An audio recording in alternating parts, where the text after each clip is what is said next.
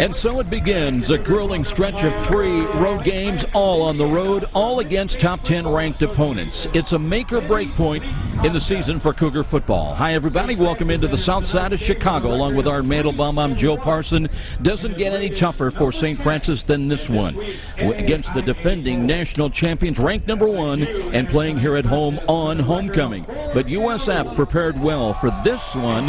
Art tuning up with a lopsided 76-14 victory last Saturday night over Concordia of Michigan. St. Francis piled up over 600 yards of offense against the Cardinals, and maybe they should have tried to bank a little bit of that production, Art, because chances are they're going to need every yard against this very talented St. Xavier team. Well, Joe, we're not playing against Concordia this week. We're playing against the number 1 team in the land, and a team that has a 4-game winning streak against us after we started off winning the first 6 times we played them, including the inaugural game St. Francis ever played.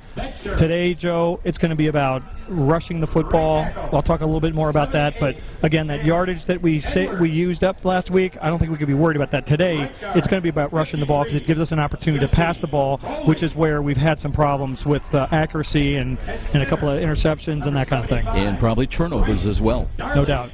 SXU, also nicknamed the Cougars, they went to 4-0 with a surprisingly not so easy 36-26 victory at Trinity International last Saturday. 6'3" quarterback Joe Gill replaced the banged-up Jimmy Coy last week. Gill passed for over 360 yards, though, but St. X never scored in the second half. They had to weather a fourth-quarter comeback bid by the Trojans. So the big question tonight, Art, in this battle of top 10 ranked teams, is Jimmy Coy. Well, will he play tonight? Well, the answer is no. From what we understand, he suffered a severe concussion in the first series of the game last week at Trinity, and so he missed the rest of that game. He will sit out today's game, we're told. But Joe Gill, his replacement, is 6'3", 235. He's a senior. He's a Division I transfer from Western Illinois. He's no slouch. He threw for over 300 yards last week, and I'm told by the St. Francis defensive coaching staff that he's got just as good of an arm as Coy. He may not have the mobility, and that means he may not extend plays the way Coy does, but he's nothing for us to let our guard down about. We'll return to Chicago with more of our pregame presentation here tonight, and we'll check in with head coach Kevin Dalley, who now has 257 career coaching victories. He'd dearly love to get number 258 here tonight. We'll be back with more. This is Cougar Football on the Road on Redeemer Radio, Catholic Radio, AM 1450. Quarterback 21, Jeremy. Okay, we're off and running. Outside linebacker number 2, Dave Marciano. Middle linebacker 48, Mike Bushnell. Inside linebacker 22, Zach Dolph. Quarterback 41, Carvin Proctor. Strong safety number 20, Clayton Fedulum. And free safety number 24, Jacob Ganazzi.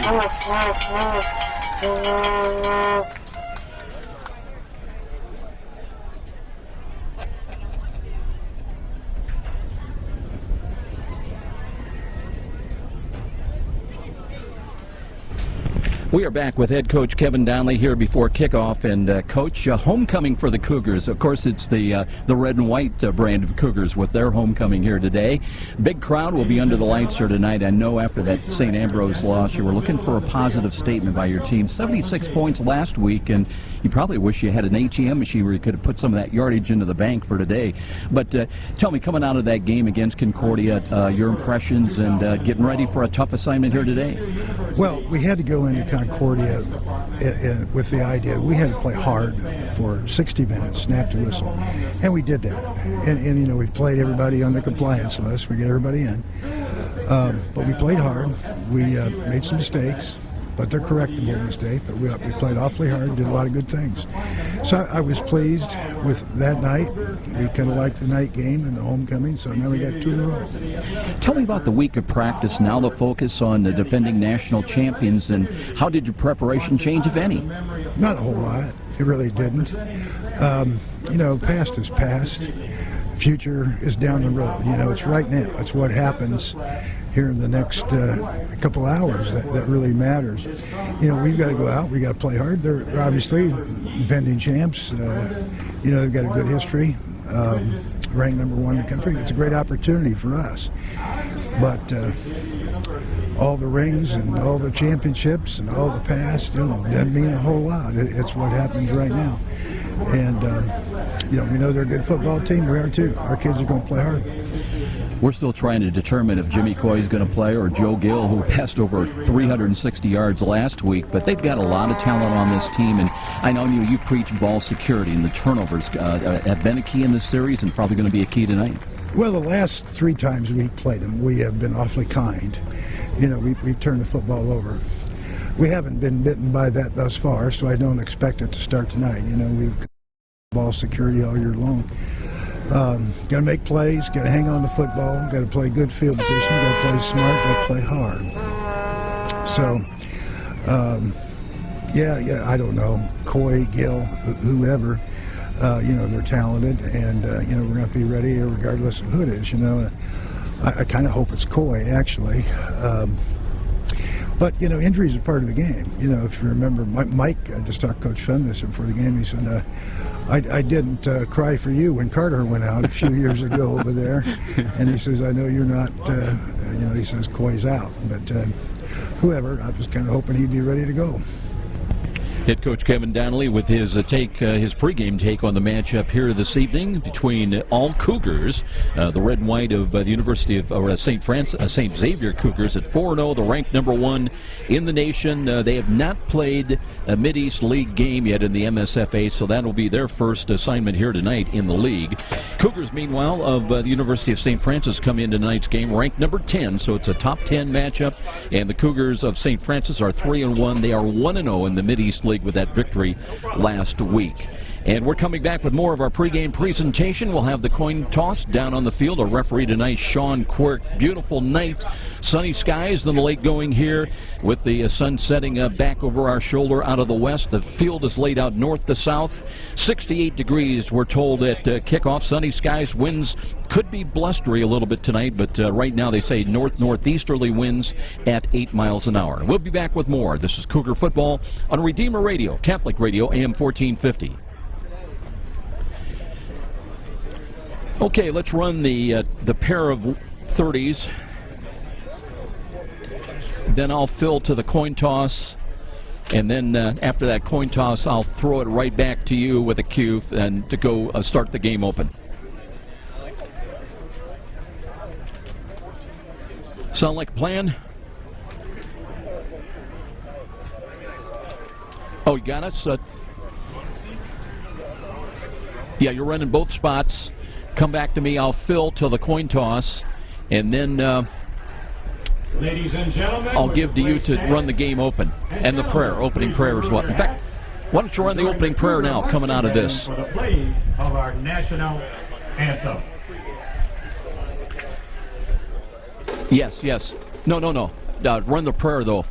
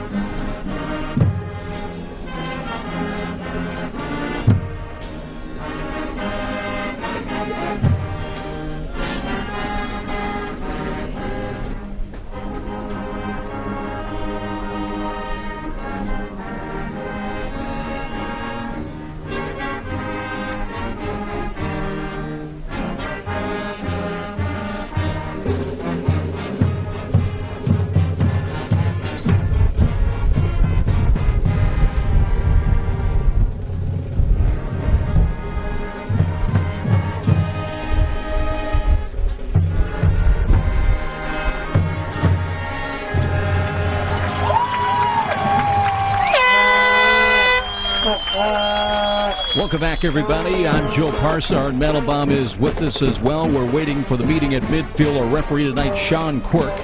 It's an officiating crew out of the Illinois-Iowa Conference. So they made the trip over tonight. Number 1 against number 10. Glad you could join us here tonight Checking real quick some of the other games going on. We'll at Siena Heights. Marion and Concordia both idle in the Mid-East League. And let's go over and check in with the introduction of the players and the coin toss coming up.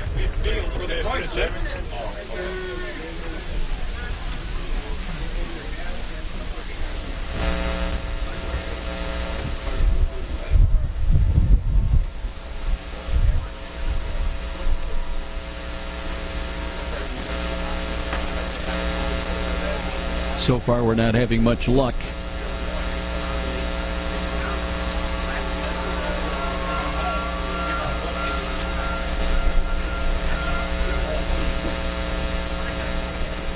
Nope, no luck here tonight on the road at St. Xavier. So a problem with the feed, and we're hoping we got Art now. Go ahead, Art. Joe St. Francis won the toss. Sorry about that. St. Francis elects to take the football. Coach Donnelly exhorted his team in the locker room to play their best football tonight. 60 full minutes of football, their best football. Nothing else matters. Back to you. Well, we'll get what we can. Sometimes you're limited by the atmospherics. And we'll be back with the start of tonight's ball game here on the south side of Chicago. It's St. Xavier, ranked number 1, defending national champions, taking on the Cougars of the University of St. Francis, ranked number 10 and 3-1. We'll be back. This is Cougar Football on Redeemer Radio, Catholic Radio, AM 1450. Well, that's what we were afraid of. It's not in there. It's unbelievable. I got you when you came back. I know. You know what? That was my fault. Did it stay on the whole time, though, after that? Yeah. Okay, that was my fault. I'm embarrassed to even tell you. I didn't have the freaking microphone all the way up. I didn't have the button all the way up.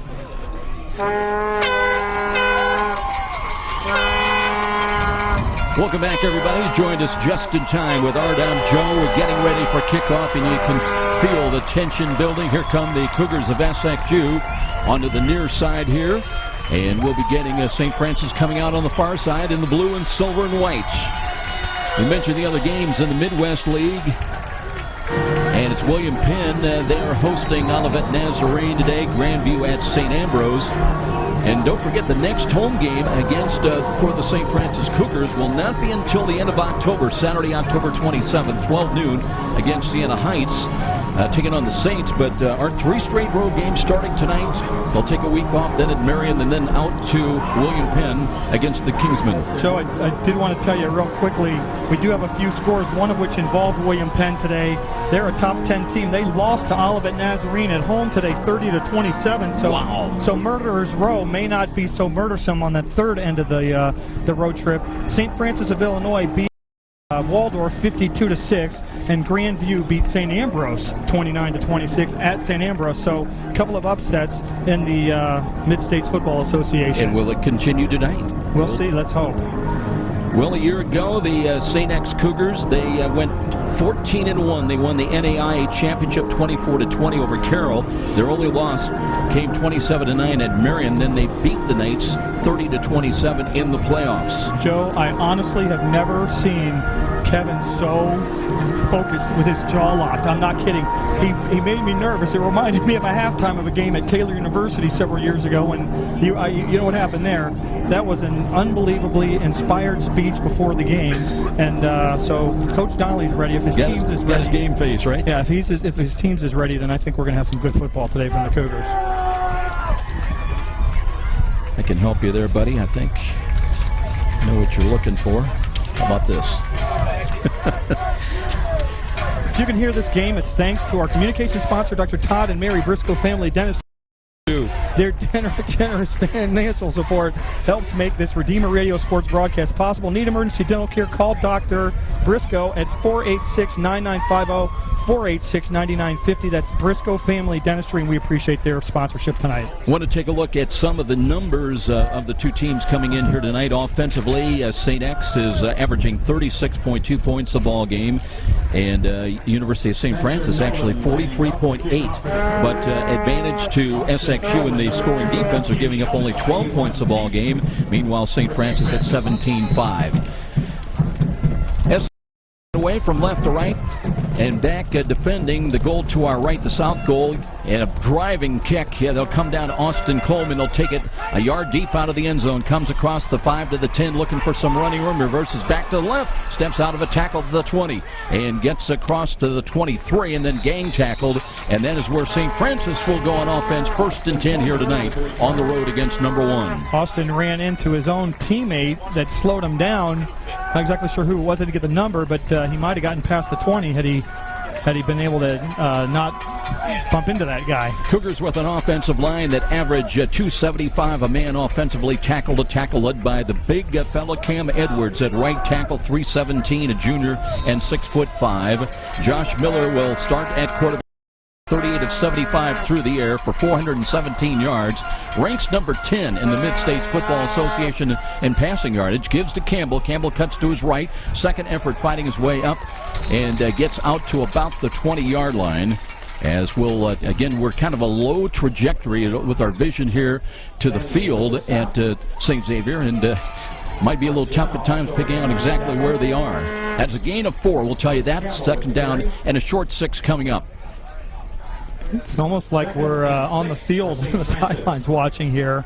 Wasn't a great mark. They gave him about 3 straight in between the tackles, and that's something that the Cougars are going to try to establish. Trinity had a good success last week running the football against St. Francis. Second down, let's call it 6, as it is Aaron Knight in wide to the left side. Little motion, Akeem Kelsaw from left to right behind the line of scrimmage. A roll to the right by Miller. Throws in the flats. He's got Kelsaw, and he's got the first down and up the right sidelines.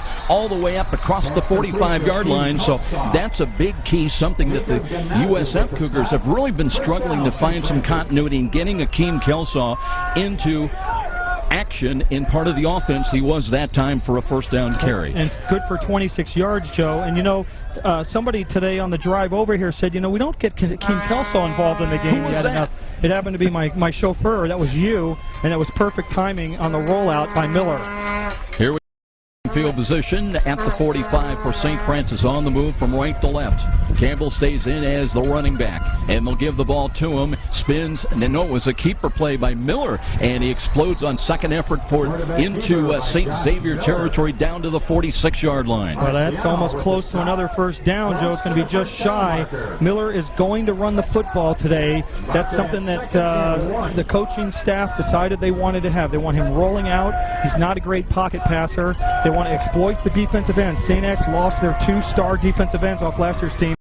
Is good this year at that position. Miller goes over 100 rushing yards now for the season. Came in averaging about 3 yards a carry with 1 touchdown. Second down and short. Miller, play action fake, rolls to his right, throws in the flats. He's got a catch. And that's a good move for a first down. Seth Stewart on the receiving end of it. Fights his way inside the 35 of SXU down to about the 33, maybe the 32. Joe, we're creating matchups that we want in the flat. We've done that now with Kelsaw and now with Stewart. Roll out, fade from the end of the line of scrimmage, just drift into the flat. It's an easy pass. There's been a rollout by Miller, and he connects on it. We mentioned Cam Edwards starting at right tackle. Jesse Boley and Zach Reiner the Darling in at center to start. Keegan Morris at left tackle. 1st and 10. Cougars on the move of St. Francis, the blue and silver. On the attack, trying to draw first blood here in the early going. Opening possession of the ball game. Campbell wrapped up, fights his way, and tries to get down to about the 30-yard line. Stops short of it. They're going to say the knee hit, I believe, back at the 31-yard line as Bryce Darling came up a little bit gimpy after some contact snapping that ball. Gain of about 2. Not a lot there in that in the middle of the field, but we'll take it and try and soften them up there, that defensive line. Looking at St. Xavier defensively, they come in the game with 13 sacks, 3 last week against Trinity International. Very good, talented, experienced defense, especially in the secondary. Here is Miller looking to hand to Campbell. Tries to break it off to the right, trying to turn the corner. Got it inside the 30. Picks up another couple of tough yards as he lowered the shoulder and appears to be down inside the 28, close to the 27. Yeah, not a very good mark. They marked him back to the 28, maybe 3 yards. Joe, you can see we're going to the short side of the field. We feel like we can match up on that on the short side of the field and gain yardage, and we are. It's 3rd and 5, though. Cougars on 3rd down, very good this year now. 25 of 50 for 50%. Last week, 7 of 13 for 54%. They need 5 yards right here. Just let's call it a long 4. Miller, long count from the line of scrimmage. Now he's got the snap. Play action fake. Rush is coming. Dumps it off. He's got a catch. Kelsall first down as he knocked out of bounds inside the 20, right around the 19, maybe the 18-yard line. Well, Joe, it's 3 consecutive pass plays. They're all roll out to the short side of the field. 1 to Kelsall, or 2 to Kelsall, 1 to Stewart. Marciano, the safety, came over there. The linebacker made the tackle, but they're getting the kind of matchups with our quick guys against their linebackers. Their quick guys can't run with our linebackers. One of the keys, good defensive end, Jimmy Sandling, who's a 6-foot senior, 5 tackles last week. He's got 2 sacks on the year, 2 quarterback hurries. 1st and 10, USF on the move. As Miller again looks to hand to Campbell and wrapped up. He got and did the ball pop free? Did not. As he got to the 15-yard line. Go, first in on the stop. Or check it back at the 20, I believe that is. Again, kind of tough to pick up those. It is at the 20-yard line, so no gain. Let's call it 2nd down and 10. Well, let's see if we're going to stick with that strategy of the rollout. Into the ball game now, Matt Knoll. Right, 2 wide up in the slot, including Austin Coleman. Here's Miller looking for Coleman. He throws a diving catch for it, and they roll it at no catch as going down. Cam Smith thought he had kept it off the turf. The redshirt freshman ruled incomplete, though, and now it's 3rd down and 10. It was well short of the first down, Joe. It was about maybe a 5-yard gain, but so it doesn't matter. Still third down and long. And Coleman, you know, is going to draw a lot of attention all night long by this St. Xavier defense. Right now they're in cover 2. Safeties are back about 10 yards off the line of scrimmage. Off in a zone blitz, threaten that and back off, and so does Miller with a play clock. 7 on the play clock. And here we go. 3rd down and 10. Miller with time, gets the play off, steps to his left, throws and missed. A wide open Akeem Kelsall. Well, they ran the same play now to the near side. That was the field side, the wider side of the field. Again, rolling out, trying to get Miller some space and throwing a little bit shorter instead of in the pocket. We're going to go for it on 4th down, though. And the good news was that to start the game, Josh Miller was very sharp on the money, but that one was not on the money, and you got to hope that trend does not continue. Well, those were 2 passes going to his left. It's hard to throw left when you're a righty. He completed the first 3 passes going to his right. Jeremy Rhodes is at the left corner, and he leads SXU interceptions. Motion, Kelsall from right to left behind the line of scrimmage. Blitz is coming. Miller in the pocket, throws to the middle, and he's got to catch. Coleman's got it, and he's got a 1st down inside the 10-yard line. The ball popped free, but I believe it was ruled down on contact, and it'll be a new set of downs for St. Francis. Yeah, inside the 10, near the 9. They got 11 yards on the play. They needed 10, and that was a pocket pass that time. That was a pocket pass that time by Miller, and it was beautifully thrown that time from the pocket. So 1st and goal, we believe, at the 9-yard line. Side hash mark works Josh Miller. Miller looks to Campbell straight ahead, and he got close. No, it's Miller on the quarterback keeper play, and he rolls into the end zone. They faked it to Campbell, who took a great shot, but Josh Miller rolls into the end zone.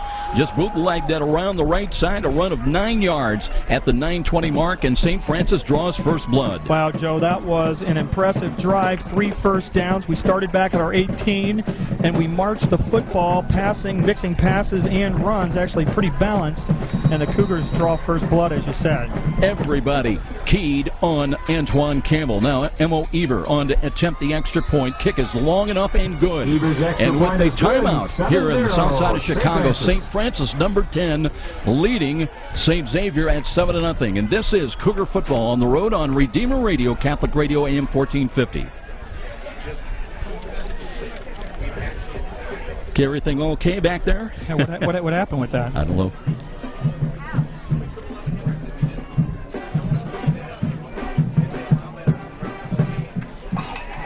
It's a 9-yard run by Miller. Yes, sir.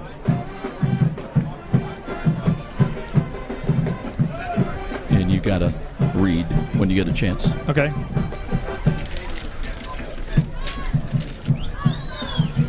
Josh Miller with a run for the touchdown. That's his 2nd touchdown, rushing touchdown of the year. Cougars lead at 7-0. Joe, 12 plays, 82 yards. It took us 5 minutes and 29 seconds from the opening kick to run that, to complete that drive. Miller 9 yards on the run, as you said. Even passing and running. 6 pass plays, 6 running. Cougars lead 7-0. Shane Zachary, one of the two deep for SXU. Driving kick, Colin Carmen. That'll push him back at the goal line. A return across the 5-10, 15-20. Good running room up the middle. And SXU out across their own 30-yard line, 1st and 10. For the 30-yard line. So here come the defending national champions, 1st and 10. And then it's not often you say they are trailing in a game, much less giving up the opening score, 7-0. So this game is brought to you by Cedar Creek Carryout in Grable and Cedar Creek Beverage in Leo, where you can find quick, small-town service for your USF football refreshment needs. Kick off your good time with Cedar Creek Carryout or Cedar Creek Beverage. Let's check that offensive line for SXU. The average 265 a man tackle. Matt Manuzzi is the center. Frank Marcus Silvic at one guard. Tom Hitz the other. Tim Smith are the tackles, and they are big, and they are veteran offensive linemen. And in the game, Joe Gill out of the shotgun formation. Last week replacing Jimmy Coyle and played a play or two. And here's a roll to the left side by Gill, buying time, looking, throws in the flats, got a catch at the 38-yard line. That'll be a gain close to the first down. Chase Catton running in the under coverage area in the clear out, and Gill bought time. He did roll out, Art. He rolled out. He got himself a little bit of time. He's a left-hander. We brought pressure from the edge because we think we can, and made him roll, but he did a good job. Gill looks to hand it off, play action, now throws to the left. He's got a catch, and that's good for about 4 yards. And it'll be up to the 45-yard line. Wes Gaskell on the receiving end. They have just a trio of talented receivers. Shane Zachary leads them with 33 catches coming in. Just mentioned Wes Gaskell's name, had 2 catches for 50 yards a week ago. They're going to flank out to Nick Piesick to the left side into the flats. Gill looks and throws, and that ball was wide and a little bit low. Little comeback pattern run that time by Corey Wenmaker, and incomplete, brings up 2nd down and let's call it 7. Joe Wenmaker's a guy who was back from an injury, playing after missing last week, and it's a 3rd down opportunity for the Cougars, Joe. This is where you got to put pressure on Gill and make him move without the third. SXU's 29 of 60 coming in. They're trying to reach midfield now as Gill looking in the near sidelines, getting the play wagged in depending on what they see from the St. Francis defense. Gill now ready to put the play in motion, and he's got the snap, has got time, floats up, throws to the left, and that one is intercepted. And here's a return by USF as the returning is Devin Rush. Rush will bring it down inside the 15-yard line, down close inside the 10. Let's see where he stepped out of bounds. So Gill picked off on the first possession of the ball game by St. Xavier, and the Cougars of St. Francis knocking on the door again. Joe, they're going to mark it about the I can't tell yet where they're going to mark it at the 8-yard line. That was a 37-yard return by Rush, who stepped right in front of a Gill pass. I don't think he saw Rush there, and that was a fantastic return of 37 yards. So in goal, we believe it's at right at the 10 now as Miller gives off to Campbell, slides to his left, and there's another fake and a run, and they're battling to get into the end zone. Stops short of it somewhere around the 2-yard line. Joe, they were inside the 10, so it was 1st and goal. Just for your information's sake, for the fans out there, we're going to get 2nd down and goal at about the 2. And I tell you what, Art, you've got to love the play faking early on by Josh Miller. Twice he's faked us out, and Antoine Campbell's paid the price for a great fake. Everybody in red and silver keyed on Antoine Campbell. So from the 2-yard line, St. Francis it already 7-0. Now they go into the goal line offense with Campbell and Andre Turner back there. Miller under center, waiting for the snap from Bryce Darling. Hands the ball off, and Andre Turner's second effort trying to break the plane of the goal, and they rule him short. But he got about a yard, and it'll be still needing a yard for the blue and silver to extend their 7-0 lead. Well, Andre Turner gets the football a lot in that situation, and St. X was really prepared for it.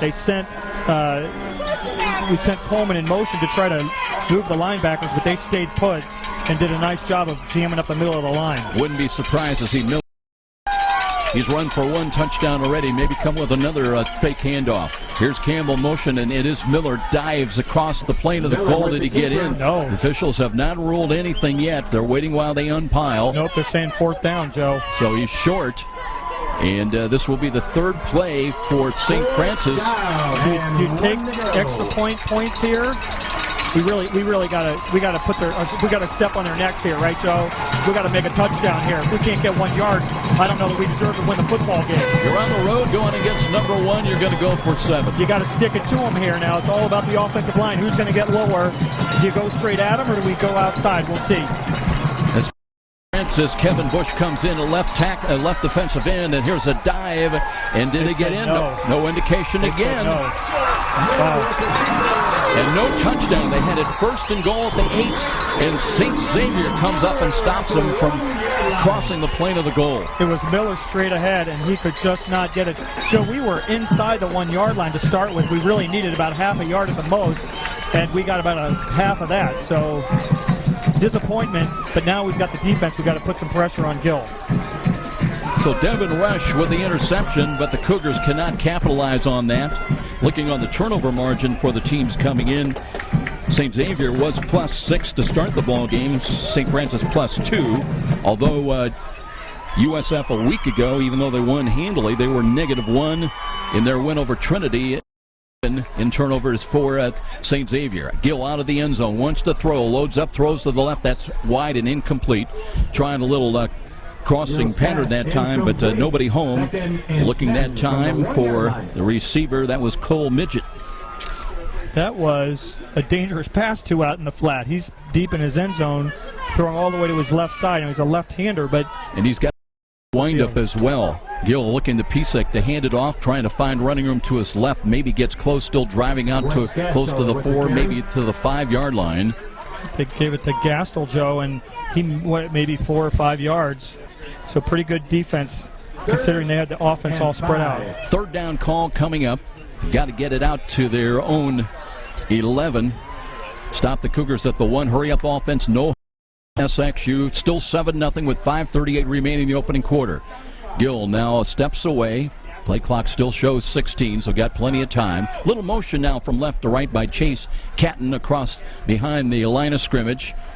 And one protector in there to the right of Gill. Here comes the rush by Bush, and the fall is caught by Shane Zachary. Zachary's got the first down as he's crossed the 15-yard line up to the 16. Well, Zachary's their leading receiver. You mentioned it before. He just did a quick slant in the middle of the field, and that time Gill delivered that football like a pro. Alan Richards coverage. Little help from Jamel Green as well. Gill quickly loads up, throws to the left. Has got a catch. 2 Cougars of St. Francis were there at the 21-yard line.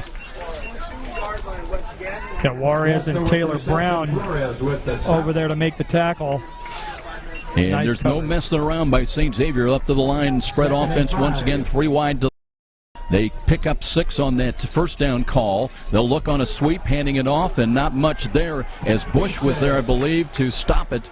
And a good play by Kevin Bush, who came across, got penetration across the line of scrimmage and stopped Nick Pisek. Loss of 1. They got a heck of a spot on that. Loss of 1 brings up 3rd down and 6. Gill again. They're trying to play fast. Now a back away and still 21 on the play clock. 2 wide to the right. 3 wide to the left. Empty backfield for Joe Gill at 6'3", the senior quarterback.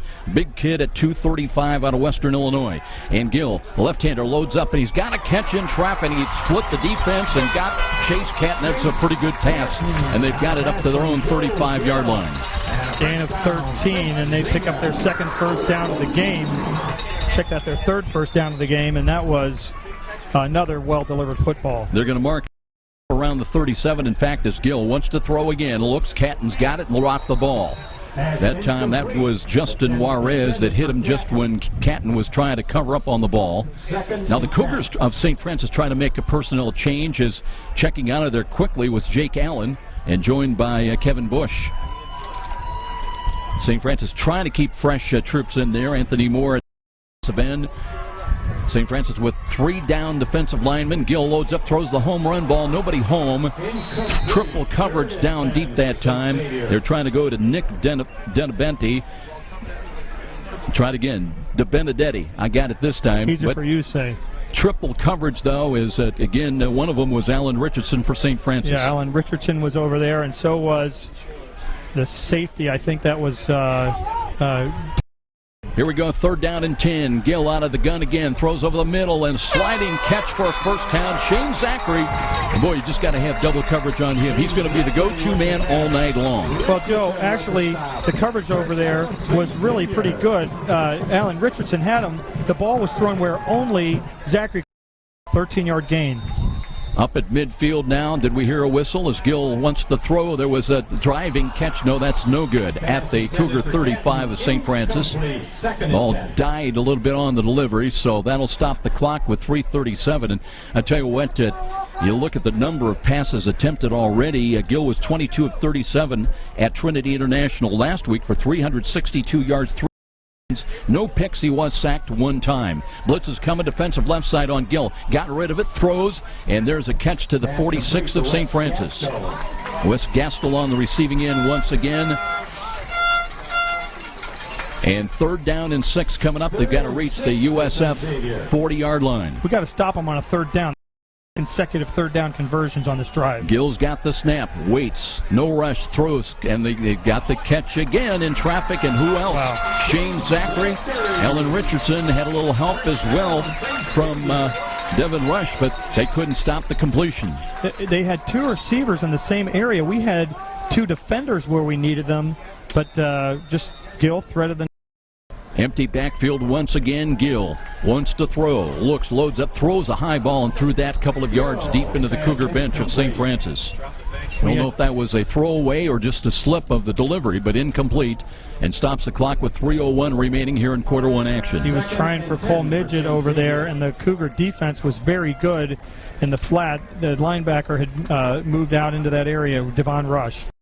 They're back in the safety, back with help from Taylor Brown, and they'll run the ball, and a little opening initially. They got Wes Gastel the ball as he curled inside the USF 35, where they're going to say the knee hit back and outside the 35 at the 36. Yeah, 3rd and 7. They've had 3 3rd down conversions. We got to stop one here. 3rd down. Mentioned they try to get the ball inside, well, about the 29-yard line. Now they'll back away for a moment, and they're going to flank out Pisak to the right side. So again, it'll be an empty set, empty backfield. With 3 wide to the left, that's the wide side of the field as Gill looks. The left-hander rolls to his left, buying some time, throws on the run in the middle. He's got a catch again. I believe that was Chase Catton that pulled it down the middle of the field. As coming up from the safety spot, Cale Tabler made the stop. But too little, too late. And here comes SXU in a 7-0 deficit. And they're on the move inside the red zone. 1st and 10 right at the 20. 17-yard gain on the play. Gill ready to throw again. Looks left, has time, delivers. That one was right through the outstretched hands as St. Francis had a chance for a pick. Jamil Green, I believe, had his hands on it. And Joe, Kevin Bush was the reason why that ball was thrown awry, because Gill got popped just as he released the football by Kevin Bush. Looking at Gill's overall numbers, completing 56% of his passes, 27 of 48 for 423 yards. Backup role that puts him number 9 in the Mid-States Football Association. Gill on 2nd and 10 over the middle and threw the ball low that time. And now there's penalty flags coming in. Are they going to call roughing the passer? No, or in the backfield. Pass interference? That ball was low, and Taylor Brown, I believe, is going to draw the penalty. Well, that's a tough one. Either defensive holding or pass interference, but either way, I don't know. It was awfully late, too. It reminded me of some of these minor league referee calls in the NFL the last couple of weeks. Sean Quirk, our referee. Pass interference. 39 on the defense. Does go on Taylor Brown. They call it a spot foul as well. Well, yeah, because it's less than 15 yards. So it's an automatic first down. They won't mark it, obviously, 15 yards. They marked it at, what, the 5-yard line? 10-yard line. 10-yard line. Sorry, it's a 9-yard penalty in effect. 1st and goal now for SXU. Draw even with St. Francis, who leads at 7-0. They'll hand to Pisak up the middle, and finds the running very tough as he stopped Stone right there at the 10. Jamel Green came across, but they had help up front, and I believe that's Big Matt Smith. They tried to run with Pisak, who's kind of their muscle runner, and he got nothing up the middle. They've had far more success going via the air. Up as a flank to the right as a protector of Gill. Short drop, looks to the right, he's got a wide open. There's a pick off. Alan Richardson, he'll go down to one knee. Nice. And the second interception of the ball game for St. Francis, and they will have the ball at their 20-yard line. Boy, that was well done. He took the football and got down on one knee, so now what's being discussed. It's not a safety. He went to his knee. Nobody touched him. It's in the end zone. They signaled touchback. Officials conferring. He's going to say something. Penalty, unsportsmanlike against St. Francis.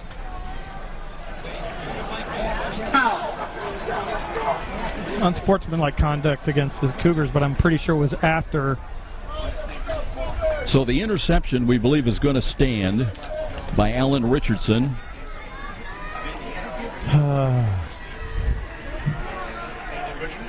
Can't afford any of that stuff. So that'll put the ball, I believe, at the 10. Yep. And it remains 7-0 St. Francis with 1:32 on the clock here in the first quarter. But that was huge that we got the stop. They converted on 4 third downs, Joe, on that drive on the way down to our red zone. Kelsaw up on the wing to the right side. Split wide of him is going to be Aaron Miller out of the pistol. Waits at the 5, wants to hand it off. There is a big hole and a run by Antoine Campbell. Campbell brought down, and that was the man to beat, perhaps, for a chance to go to the house. He's across the 25 all the way to the 31-yard line, yeah. Antoine Campbell. And they gave him actually to the 32, Joe. That's 22 yards for Campbell on that big burst off the right tackle. They obviously think they can run on that right side of the line.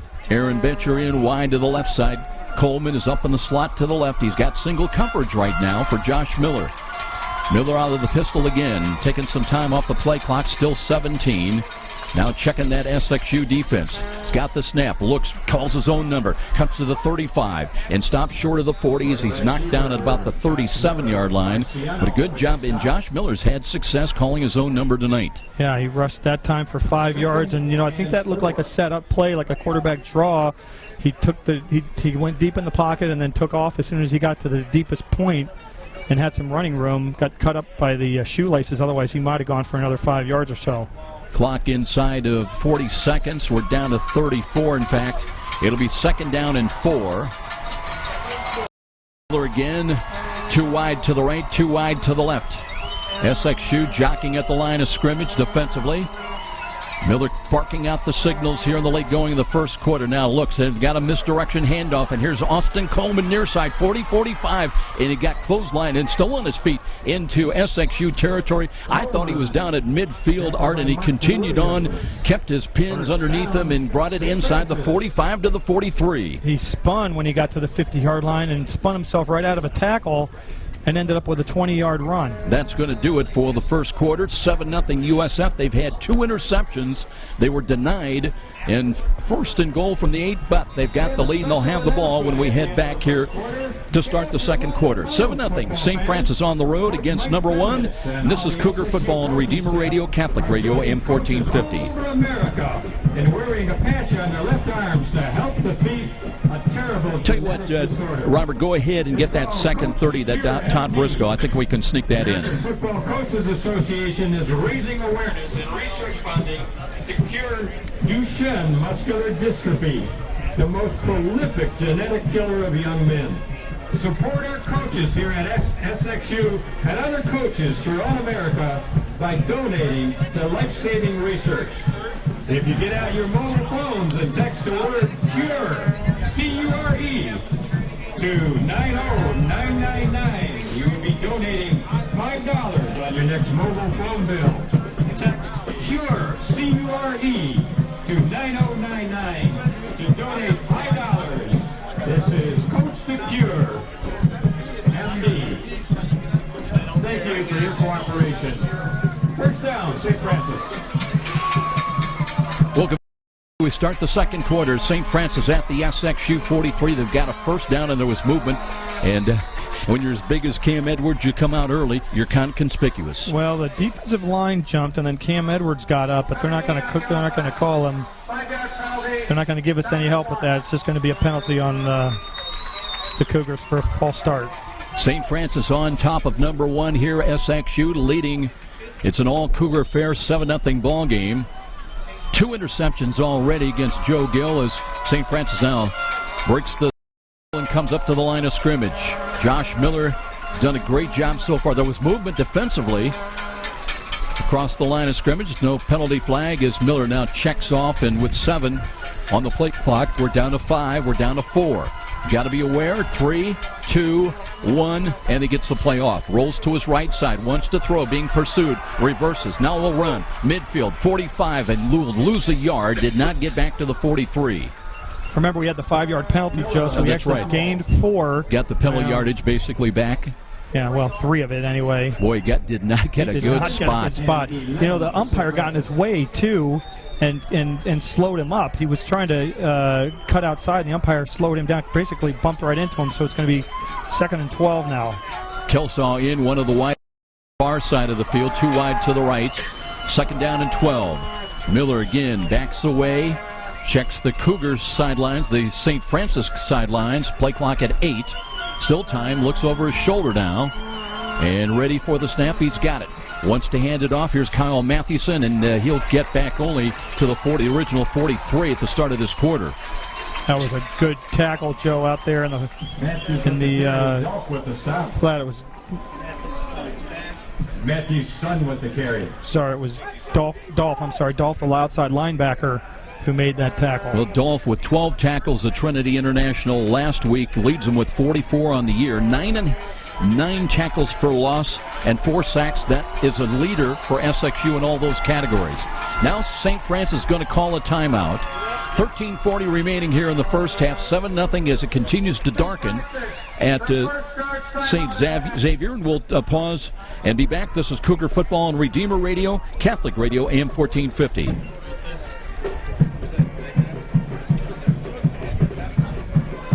May have time for your live read. Okay.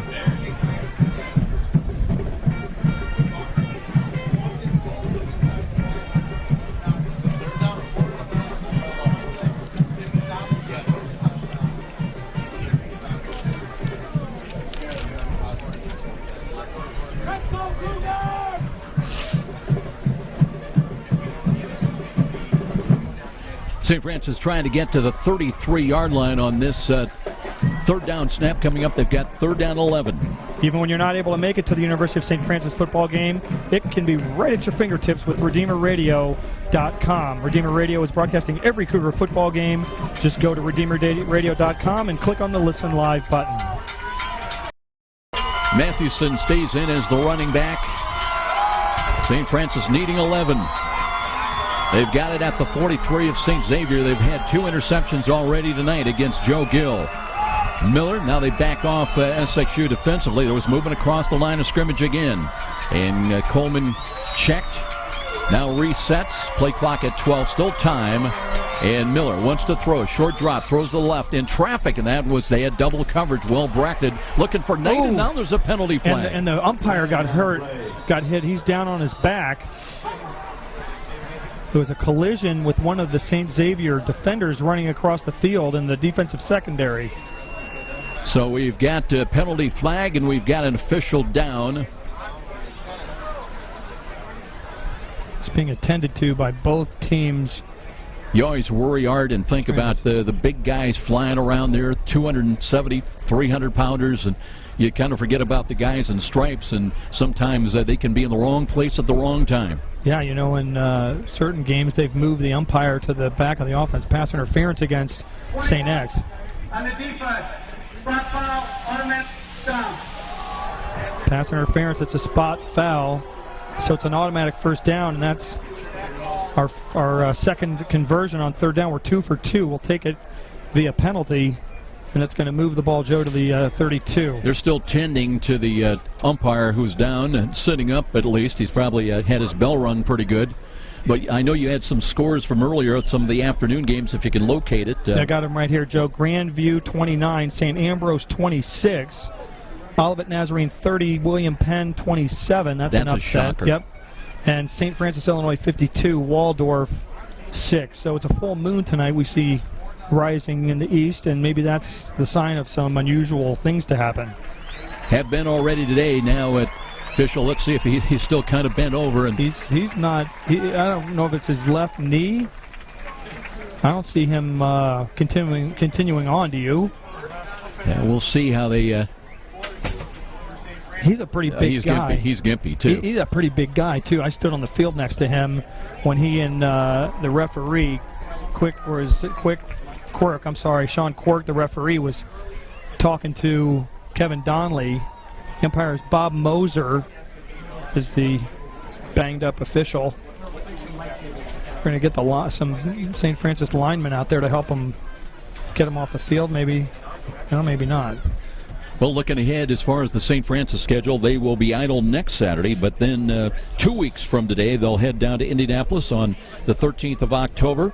It'll be a 1 o'clock matchup against currently number 2 ranked Marion. It's going to be a brawl, no matter what happens here. And then a week after that, it's on to William Penn. They were beaten today, but started the day ranked number 7. So 3 straight games on the road, all of them against top 10 ranked teams, including number 1 ranked St. Xavier here tonight. Somehow St. Francis pulls out a win here. We lead 7-0 with 13:35 to go in the half. And if we pull out a win here, you got to believe we may flip-flop with William Penn. They're 7, we're 10 in the NAIA poll. By the way, if you're just joining us, St. Francis got on the board. They took the opening kick and drove the length of the field. Josh Miller called his own number, rolled to the right side from 9 yards out. Eber with the extra point. They had a great opportunity. Devin Rush with an interception. They got it down deep, but were stopped on downs 3 times inside the 8-yard line. And then an interception by Ellen Richardson in the end zone. That's where we are now. St. Francis working from their own 10 after a penalty. And they are at the 35-yard line. Let's see where the 34-yard line. 1st and 10. And St. Francis, after that penalty, ready to go to work again. Miller again with 2 wide to the right, including Cam Smith. And Miller checks off again, backs away. Play clock with 15. Antoine Campbell's back in there as the one back, the running back. Coleman now trying to get somebody's attention as he resets up on the slot to the right. Miller wants to throw, screens the ball to the left. He's got a catch, but that's for a loss on the play. And did the ball come to St. Xavier? No. It was caught for a moment by Matt Knoll. And I think they're either going to rule it no catch or loss. It'll be 2nd down. Let's call it 10. Joe, I apologize. I had a wrong score. Penn actually beat Olivet Nazarene 27-3. They had said that it was 30-27. It's been corrected. It was 27 for William Penn to 3. So they remain undefeated. That means it makes a little more sense. You got everybody's attention, though, Art. It was exciting. 2nd and 10. Miller trying to make a play now. And he's got the snap. He looks to throw, steps up in the pocket, throws the home run ball. He's got a man. There's Knight, and did he hold on? He's got the ball inside the 10, inside the 5. Joe, it was a great catch by Knight. The ball was actually overthrown and high. He had to turn along the sidelines and dive, falling backwards, stays in bounds, makes the catch. The truth is, had the ball been really well thrown, it would have been a touchdown. He was behind the defender. Looks like they're going to spot it right at the 5. Nose of the football just outside the 5, in fact. Knight stays in wide left. Up on the slot to the left side comes Cam Smith. And Miller with Campbell.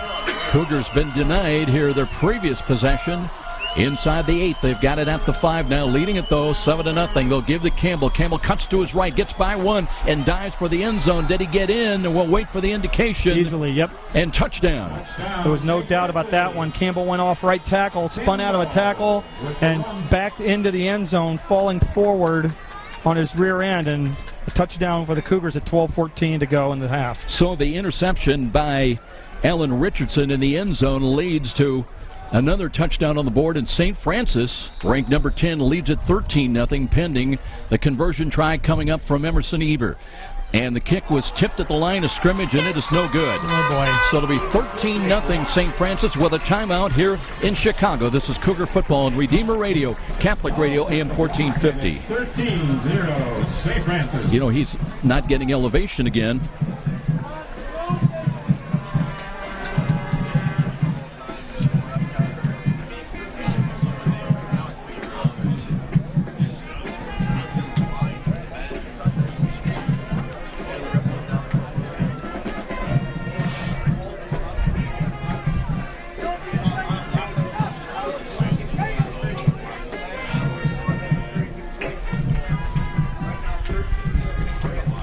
Just over 12 minutes time remaining here in the second quarter, and St. Francis came out hard. Mandelbaum, you mentioned they had focus. They had something special in their eye.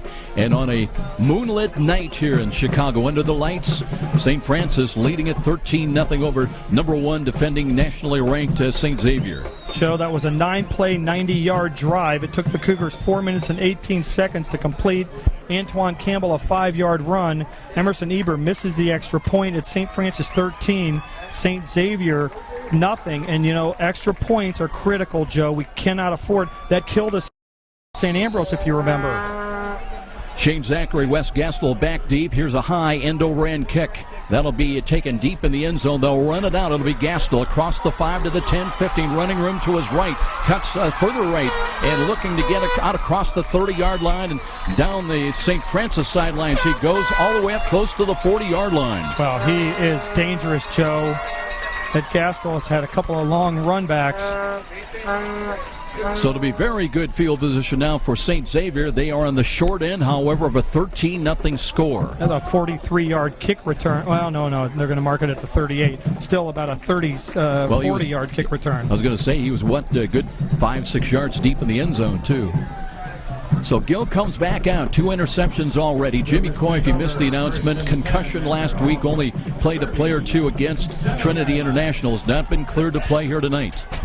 And Gill's got to go the distance. Threw for 362 yards last week on Chicago against Trinity International. Twice tonight he's been intercepted. He throws the ball. That's a screen and good give with ground, and then a run upfield across the 40 to the 43. To Zachary, Joe, they did a little flanker screen.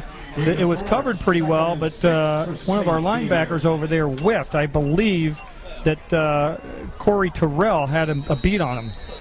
So a gain of 6, second down for Gill. Looks to hand it off. Piesic, fast running room. He's got a first down across midfield into St. Francis territory. His best run of the night down to the 46-yard line. Yeah, that was power running, Joe, between the tackles, and the Cougars did not have an answer for that. And they're up to the line of scrimmage, ready to go, and they'll look to Piesic again. And he's got 3, maybe 4 yards, brings it inside the St. Francis 45 and close to the 43-yard line.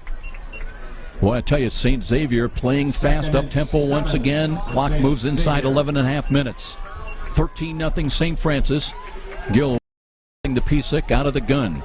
And Gill throws quickly. His screen to the right. Zachary's got it, looking for extra yardage. Fights his way down to only picked up about 1.5 yards to about the 41. Anthony Moore with the helmet off, checking out of the ball game far side. That new rule, if your helmet comes off, you've got to go out for a play. Here we go, third down, and let's call it a long 4. Gill, empty backfield, barking out the signals. Still 20 on the play clock. And he looks to the near side. The actual play they want to run. Now with 12, with 11, empty backfield. Gill, left hand, pulls it down, steps up, wants to run. They've got him. Bush has got him wrapped up, and he'll lose about 1 yard. Bush with the sack. You know, Joe, I really would like to see Bush grab the guy by the waist. He's big and he's strong, but he's trying to tackle a guy that's 6'3", 235 from the shoulders. He would have actually had him for about 2 or 3 yards deeper. Loss of about 2. Looks like they're going to go for it on 4th down and 6. And they'll bring in Gastel up in the slot to the right side. They've got to get to the 36-yard line to convert. Gill empty backfield again. Now the whistle's blew. And there was some extracurriculars up there. Tim Ladd, 280-pound junior. Somebody called timeout? What happened here? There's no flags. We called timeout. So a stoppage down below with 10:20 remaining in the first half. 13-0 St. Francis in the lead. Will step out. This is Cougar football on Redeemer Radio, Catholic Radio, AM 1450.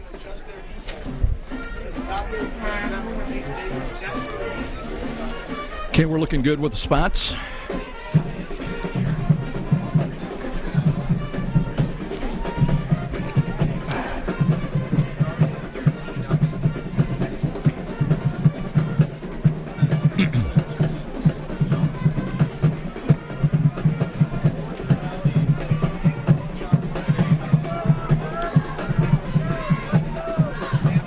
Homecoming here tonight for St. Xavier. Beautiful campus, full crowd. They're ringing the stadium on the field, especially to our right, the south end zone.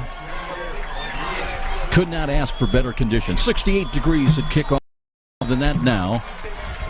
And here comes SXU. Pisak, they'll flank him out to the right as well. In motion right now. Gill, empty backfield, wants to throw. Rushes on, steps up, he throws. He's got a catch. That's Pisak. And will he get the first down? I don't believe he did. He's knocked down inside the 40 at about the 38-yard line, and St. Francis is held. Joe Devon Rush did a great job with an open field tackle on Pisak over there. It was kind of a little delayed screen to the back, actually a little wheel route. He came out of the backfield, not a screen, and Pisak had one-on-one out there, and they held him short by about a yard or two. They're going to spot that ball, nose of the football just inside the St. Francis at the 38-yard line. And there have been already, let's see, that's the second fourth down stop of the ball game, first for St. Francis. Joe Pisak came off the field injured, hopping along, and the Cougars have a 13-0 lead here with 10:10 to go in the second quarter. Miller with Campbell, the running back, lined up behind him. Both the quarterbacks tonight have been very content to work the play clock a little bit and maybe change up audible at the line of scrimmage. Coleman up in the slot to the right. Here's Miller looking to throw. Can't find anybody. Scrambles, throws late. He's got a catch for a first down. Late delivery, and that is across midfield. And Akeem Kelsaw with the catch, and he picks up about 5 yards after the catch. So at the halftime, I want you to tell me who we haven't thrown the ball enough to, because you said we haven't thrown the ball enough to Kelsaw coming over here today, and he's caught everything, and that's another first down for the Cougars. Bet you're in. Right, and now St. Francis tries to up the tempo a little bit as well. They lead at 13-0 inside of 10 minutes. Time remaining in the second quarter. Roll right. Miller looking. Now runs with it. Tucks it under his arm. Cuts to the 45 and dives inside the 40 down to about the 39-yard line. They're going to mark him down at the 40. He's going to be a yard short of the first down, but it was a good decision. I don't think that was a set play. I think he rolled out looking for somebody to throw to and saw a seam to run, and he took it very wisely. You know what I'm reminded of right now, and we've got a long way to go, but think about Shane Tierney at Lindenwood a couple of years ago. He played the game of his life against what was then an undefeated number 2 or number 3 team in Cougars now with Nathan Scully in the ball game as a wide out to the left side. That's the wide side of the field. Mathewson checks in as the running back. And with 7 on the play clock, and now there's a penalty flag, and let's see if Scully, well, they call it procedure, the call against St. Francis. Oh, did they call that against our wideout over there? Just against the offense was the call. St. Francis comes into the game averaging 60.2 yards a game in penalties last week against Concordia. They had 5 for 29 only.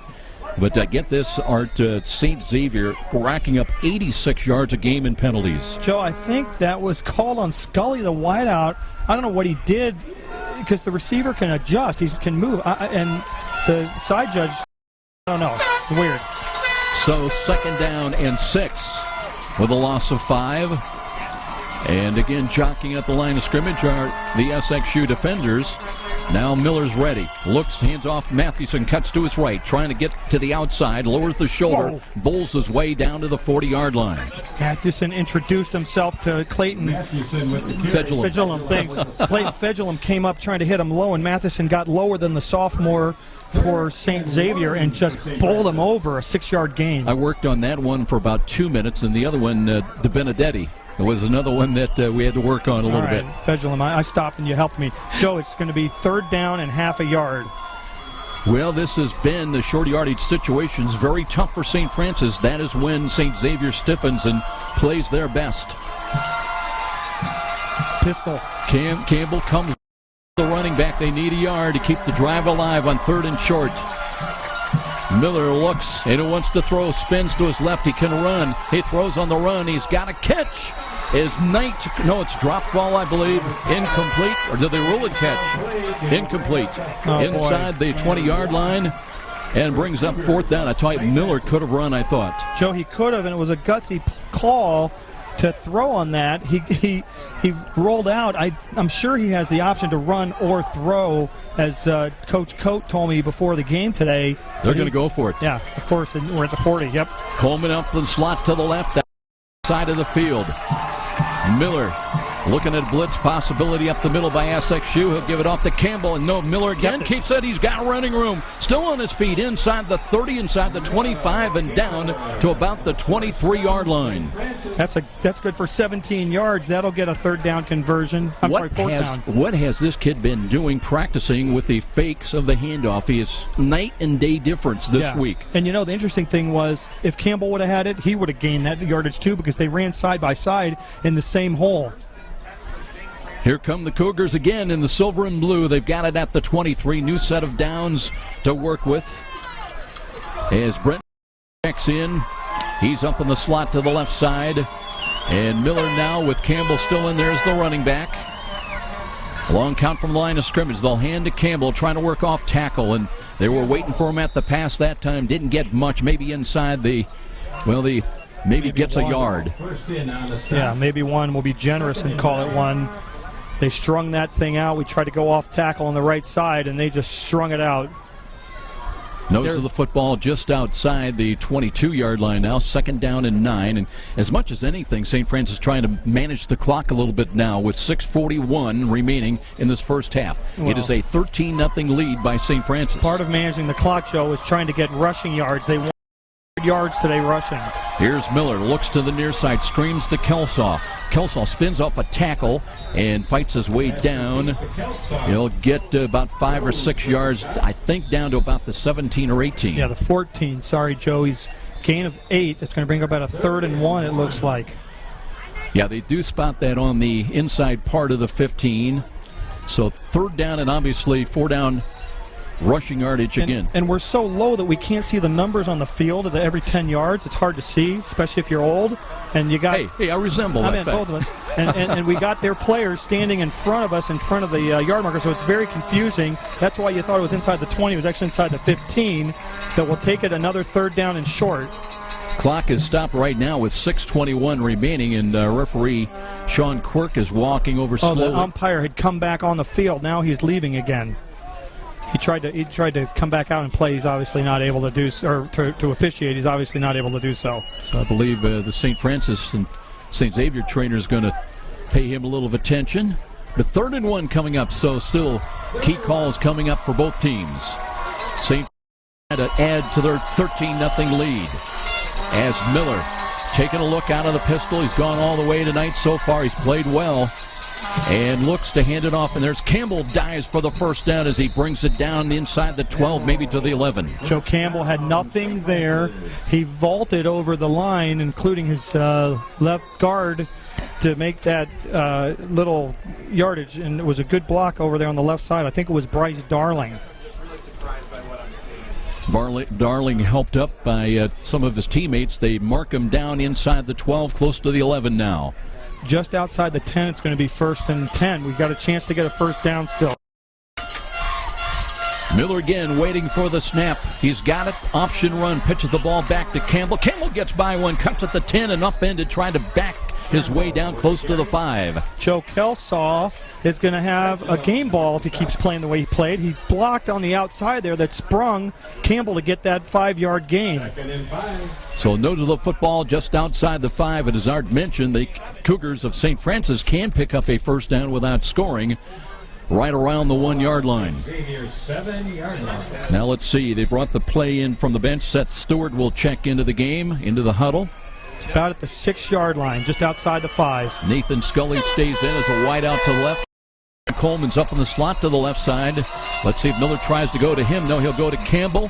And Campbell, boy, backed in and looked like he was looking for the handle of the ball. He'll get a couple of yards down close to the 3. Joe, Miller kept it and really got banged up. You know, you start to wonder how much abuse a guy can take. He's taking a lot of hits in between the tackles. Well, so is Campbell because they're using him as kind of the decoy, and he gets hit just as hard as Miller does. It's 3rd down and 2. They got it to about the 3 here. SXU making lead personnel changes as well. That time we shuttled in a play with Cam Smith. We haven't been doing that, but that time they did. Coach D wanted to have a play shuttled in. Stays in, wide to the right, under center in the goal line offense is Josh Miller. Motion, they'll reset into the I formation. Here's a rollout to the left, they throw into the end zone, and a diving attempt laying out for it, and it is a touchdown. It was Bush, Kevin Bush, the tight end. Well, that is a highlight for Kevin Bush laying out for the ball. It'll be a 3-yard touchdown toss at the 4:06 mark. And St. Francis on the road on homecoming, leading number 1 ranked St. Xavier 19-0. Joe, you don't see a 6'4", 253-7-pound guy go to the air like that to stretch out and catch a football very often on a 2-yard pass play, but we'll take it. That was a great show of athletic ability by Kevin Bush. I got to tell you, Art, I thought that ball was thrown high. I thought they had a guy crossing lower. Yep. And but there came Bush literally flying across and laying out for the ball. Now they're going to go for 2. And Miller again waiting for the snap. Campbell's the running back. Looks, he rolls, sets, rolls to his right side, and is not going anywhere. And is going to be brought down as the try for 2 points will fail with 4:06 remaining. But it's a 19-0 St. Francis lead, and we'll be back here to the south side of Chicago. This is Cougar Football on Redeemer Radio, Catholic Radio, AM 1450.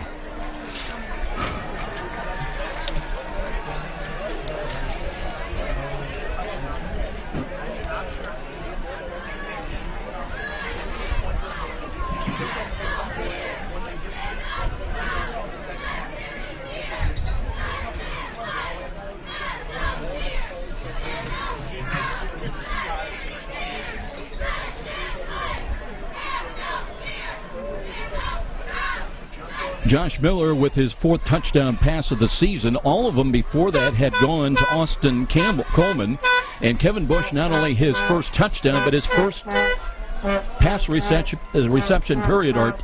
Joe, that was an 11-play, 63-yard drive that took 6 minutes and 4 seconds off the clock. Miller, the 2-yard pass to Kevin Bush. We went for 2 points, and Miller could not run it in, so that was no good. But 18-0, St. Francis lead over Xavier. Again, it's Gastel along with Zachary. It'll be Gastel waiting for the kick to come down a yard deep in the end zone. Up the middle, he comes across the 10-15 and splits the defense. He's got one man to beat, cuts the outside and hit from behind. Got across the 40 to the 42-yard line. Want to check the number because it was that Colin Carmen that made that touchdown-saving catch. The kicker, he took his legs out. He chopped them after a 43-yard return, and Gastel is the dangerous returner. There is a penalty flag. Looks like it's going to be against them, and we will take it because it's back at the 20. Holding. Beautiful. 31 on the receiving team. 10 yards from the spot of the ball, 1st down. Wow, and you know what, Joe? That's the 20-yard line. It's going to move them back to the 10, but in effect, that's like a 32-yard penalty because they would have started with the ball at the 42. Instead, they're starting at the 10. Ryan Fedulum with the penalty call. So instead of from the 43, they're back inside their 15-yard line now. At the 10. Yeah, at the 10. Fedulum brothers, there's 2 of them. They're good football players without time of mistake on Ryan, right? 3:57 on the clock here late quarter. Gill back to work offensively and looks to hand it off. Pisek trying to work to his left, reverses back to the right, and he spun around and dropped. And let's see the number on the St. Francis Cougar came through there and made a great play. Anthony Moore. Yeah, Anthony Moore got him, Joe. He knifed through. Pisek made the mistake of cutting back when there was nothing on the left side, and Moore got it behind the line. You talked about something pregame about the focus, and Kevin Donnelly saw him talking to each player individually. Here's Gill, pump fake. Wants to throw, near side's got a wide open Chase Catton. Stop and go move against Stamps, and he's close to the 1st down. He had to get out to the 20-yard 40-yard line, and I think he's there. Yeah, he's got the first down. St. Xavier. About a 16-yard pass play. Joe, at the pregame, you're right. Coach Donnelly said to everyone in his players, look me in the eye. I want everybody to look me in the eye. Locker room. He was very focused. Here's Gill again, looks to hand it off, and there's some running room. Pisak cuts to his right and spun around, but not before he reaches the 35-yard line. So Pisak running well now this series offensively, and the hurry-up offense for St. Xavier will continue. They have 10 first downs in the game now. Windmacher in part of a trips package.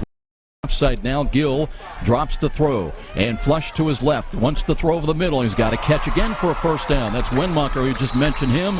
And just that quick, they're up just short of midfield. I thought there was holding. We had our defensive end coming around the corner. Might have been Moore, who got pretty much tackled at the line of scrimmage, but that's a 14-yard gain. Hurry up. Deployed at the 49, SXU. They'll run the ball again, and there's a big hole again up the middle, and nearly breaking it, and still on his feet. Pisak inside the 30 of St. Francis, down to the 29-yard line. Wow. All of a sudden, Joe, 22 yards on that run, and they're eating up yardage huge chunks of the time, and they're in scoring position. And St. Francis reaching instead of wrapping up. 2:45 on the clock. They hold for a moment. Let's see if St. Francis is going to take another timeout. I believe they will. So we'll step out. 19-0 St. Francis. And we'll be back here to Chicago. This is Cougar Football on Redeemer Radio, Catholic Radio, AM 1450.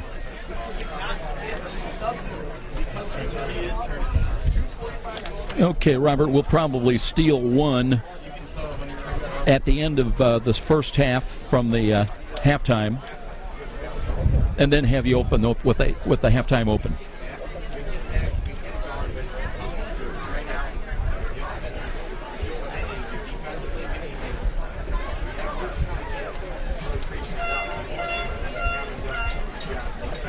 St. Xavier with the ball just like that, Art, in a hurry at the, looks like it's going to be about the 27, 28-yard line. Joe, in a minute and 12 seconds, they've gone from their own 10 all the way to our 28. So what is that, 30 and 22, 40, 52 yards in a little over a minute. And, you know, part of it's been about the tempo. We've not gotten set. They have been one play right after the other. I'm sure we're tired. We used our last timeout, by the way, there. Joshua Hunter checks in for the first time tonight. He's the running back, lined up behind Joe Gill. Pisak out of there for a moment at least. And here we go. Gill ready to go to work again. Looks to Hunter. Hunter off tackle to the left. Gets close to the 25-yard line. Clock keeps running now with 2:35, 2:34 remaining. 19-0 St. Francis. Pisak got one play of rest, and now he's back out there. 2-yard gain. St. Francis won the toss. They wanted the ball, and they have really dictated the tempo. Well, at least the style of this first half. Can't say tempo because Gill playing up. And here is a Pisak again off tackle, trying to break to the outside. Will not get to the outside. Got him. Nicely done over there by Rush to make that tackle. They got it. He got him in the open field. Pisak tried to go outside, and Devon Rush, who's having a fantastic game, brought him down. St. Francis, good job of maintaining containment. Did not allow him to get to the outside. Clock at a minute, time remaining, and backing away now. Penalty flags, and let's see which way this one is going to go. Kevin Bush jumping up and down, and it's going to be procedure against SXU. 5-yard penalty, second down. So that'll back him up. What? It's second down. Third and 12. Oh, third down. Okay. So it makes it 3rd and 12. I didn't hear what the penalty was for. It was procedure. Okay. So Gill again with the running back behind him. And checks off, backs away from the line of scrimmage. Play clock, game also at a minute 35. Gill with the snap. Will he hand it off? He does. And they'll run the ball and get it down to about the 25-yard line, so they get a lot of that penalty yardage back. But now it's 4th down coming up. Got about 7 yards, so it's going to be 4th and 5. Obviously, they're going to go for it here with the clock running. And maybe a little bit further. 4th down and 6, looking at the down marker. Motion near side, and that's Pisak. As Gill empty backfield looks, Rush is coming, throws to the left. He's got to catch a bobbled ball for a moment, but they'll have the first down. Wow, how did that guy get open, and how was that ball thrown into that Gastrol, into that seam? That was pretty crazy. The key is you've got to make the quarterback uncomfortable, and St. Francis right now not getting any pressure on Joe Gill. 10-yard gain. Line. Inside of 1 minute time remaining. Gill looking, stretch handoff. Piece of cuts back to the left. Gets by one, gets by two. Looking for the goal line, and he's in for a touchdown. So it'll be a touchdown run. 14 yards. 14 yards at the 51-second mark, and the homecoming crowd finally with something to cheer about here. Well, shoot, we got tired. They out-tempoed us on that, and it really gives them a lot of momentum going into the half because they'll get the football to start the second half. That was a quick drive, too, just over 3 minutes. Becomes my favorite song, too. Is that right? Oh, they love that jingle here. That's a Blackhawks theme. Yep. I think they'd come up with something a little more original. Spencer Nolan tried the extra point. Kick is on the way. And it is on the way and good. He was 16 of 19 coming in. 3 of 5 only the last week. And a timeout with a 19-7 score. SXU ranked number 1 on the board. And we'll be back. This is Cougar Football on the Road on Redeemer Radio, Catholic Radio, AM 1450. This is a good time to congratulate race director. Obviously, we're still going here, but I'll steal from halftime. 9 finishers at our homecoming 5K race this morning. Congratulations, race director, Mrs. Jen Quinlan.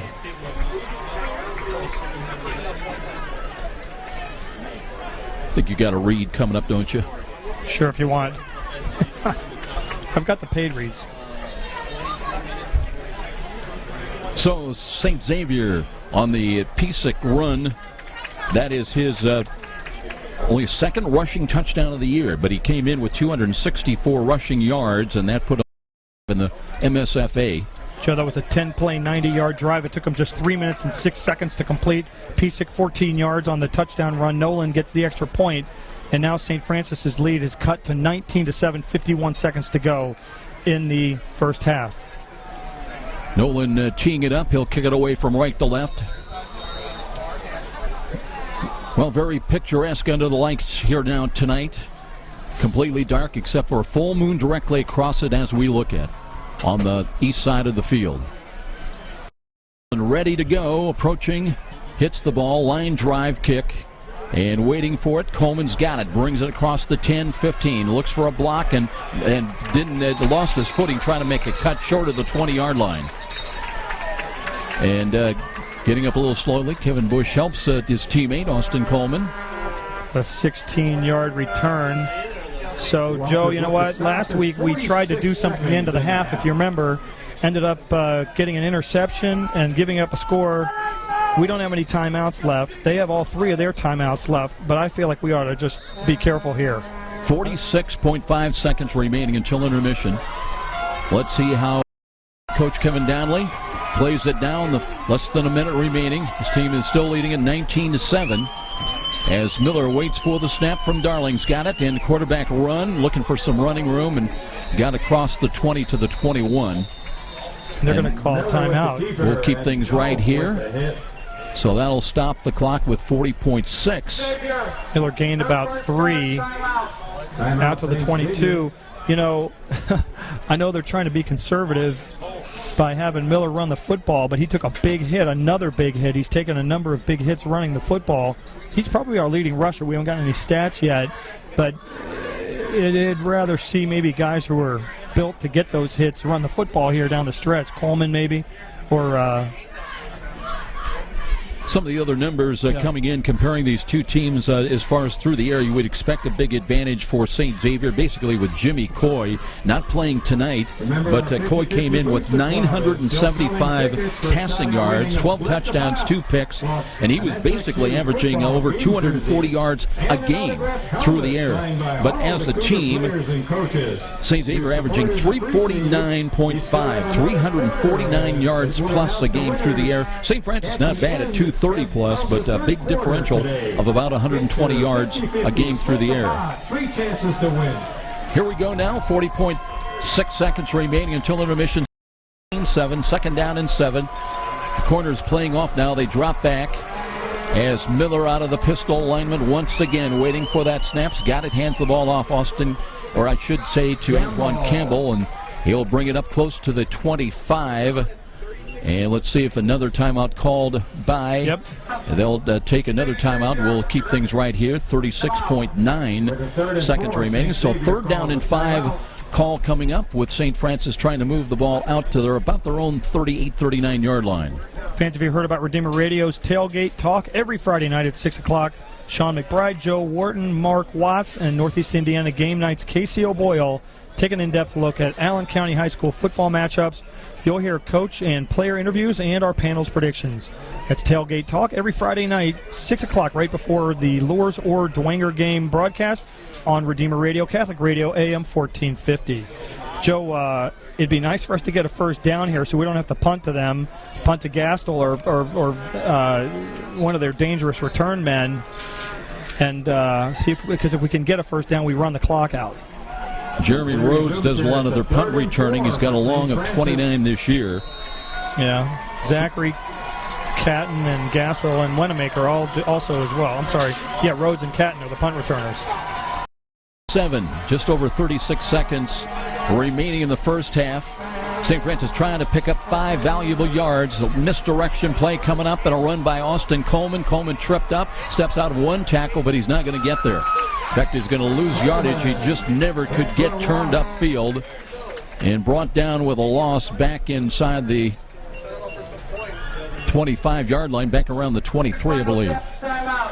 Oh, boy. St. XU's their last timeout, so they're going to get the football. There's 29 seconds to go. They're going to get the football. The other area, you look at rushing yardage, and that's the area where St. Francis has got a bit of advantage. Remember, they racked up 325 yards alone on the ground, and for the ball game against Concordia, over 600 yards total offense. But coming in averaging tonight 217.2 yards a game on the ground, whereas the pass-happy St. Xavier Cougars are averaging 156.5 yards a game rushing. Joe, did we punt last week? I don't even remember if we punted at all. We punted one time, and Carmen booted it 46 yards. Thank you. Your memory's better than mine, especially when it's written down on your notes. That's good. Chase Catton is back in punt return. Last week he had 2 punt returns along of 5 yards. He waits inside the 4 of St. Xavier. Calling Carmen to punt. He's averaging just virtually short of 40 yards of punt. He waits at the 10. Perfect delivery. Got the kick away. Sky high punt. As Catton trying to backpedal and locate it, he'll run with the ball at the 20, trying to work it to his left. 25, turns upfield, leaps over tacklers, and got out across the 35-yard line as he gave it all he had. Leapfrogging would-be tacklers and blockers as well. Good return, but now just 14.8 seconds remaining. So that was a 60-yard punt by Carmen. That thing was a moonshot and deep, but it was a nice return out to the 40 as an 18-yard return, and that's going to give them, as you said, 14.8 seconds to work with, and we cannot let anybody get behind us like we've done the last couple of games in these situations. Well, you know, with 14 seconds, they're going to, and look at Shane Zachary out there. So St. Francis, they have a trio umbrella back there. In fact, 6 beyond 10 yards away from the line of scrimmage. But Gill will have a lot of time to work with.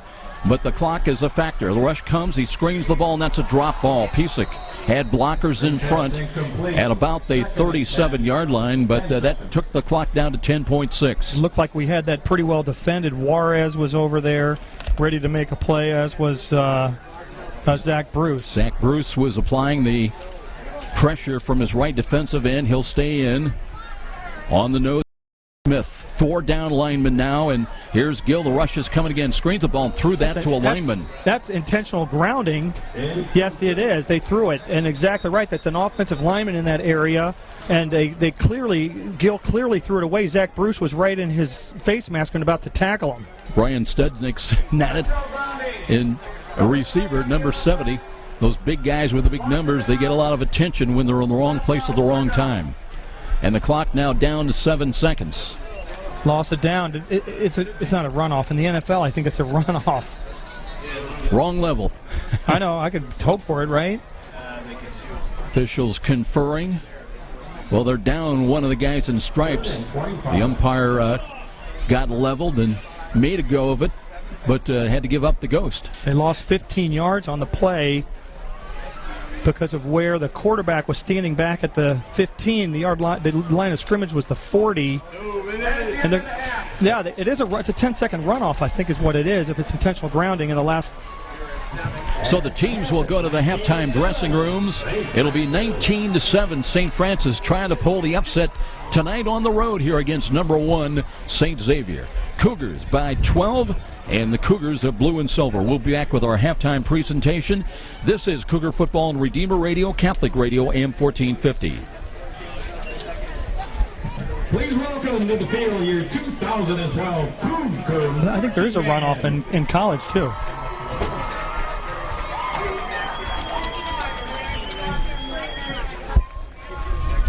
Robert, we're good right now. Is there a 10-second runoff for that penalty?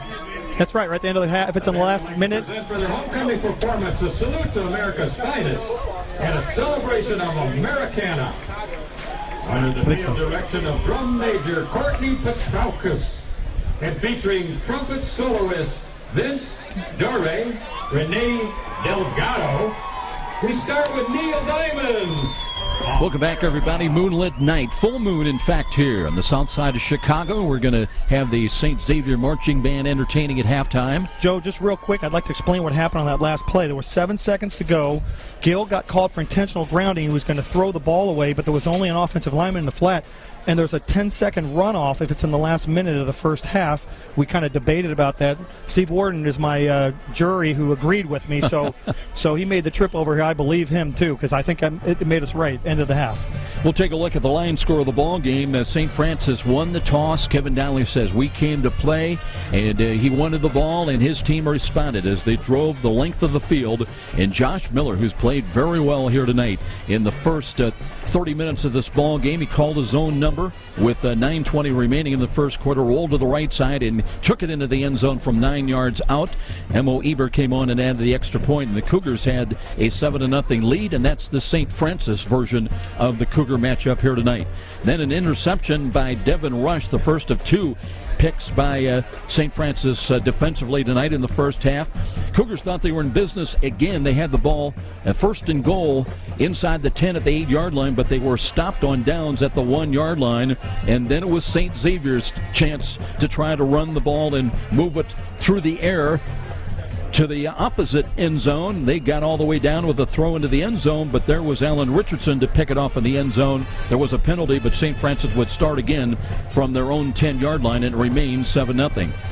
Cougars would score again. St. Francis Cougars at the 12-14. Mark Campbell would take it in from 5 yards out, a little bit of a stop-and-go movie. Really, that was Richardson interception that would lead ultimately to that touchdown. The kick was blocked, however, 13-0. Then Miller to Bush on a diving play into the end zone. St. Francis would go up at 19-0, so they had as many as a 19-point lead. The try for 2 points was no good, and that was just a great effort for Kevin Bush, laying out in the left corner of the end zone. He left his feet, held on to the ball, 3 yards, a touchdown toss from Josh Miller at the 4:06 mark, 19-0 St. Francis. But Joe Gill would bring his team back, and number 1 ranked St. Xavier would counter with a touchdown, a 14-yard touchdown run. Pisak on a cutback move with 51 seconds remaining. Nolan with the extra point. That's where we are here at halftime. St. Francis leading by as many as 19 points, 19-0 early on. Content to lead it here after 30 minutes at 19-7. We're going to come out. We'll take a break on homecoming, and Art will have a look at some of the halftime numbers and much more in our halftime presentation. This is Cougar Football on Redeemer Radio, Catholic Radio, AM 1450. Yeah, this could get that 60 out of the way. Leaves us with 3 more 30s. We're in good shape.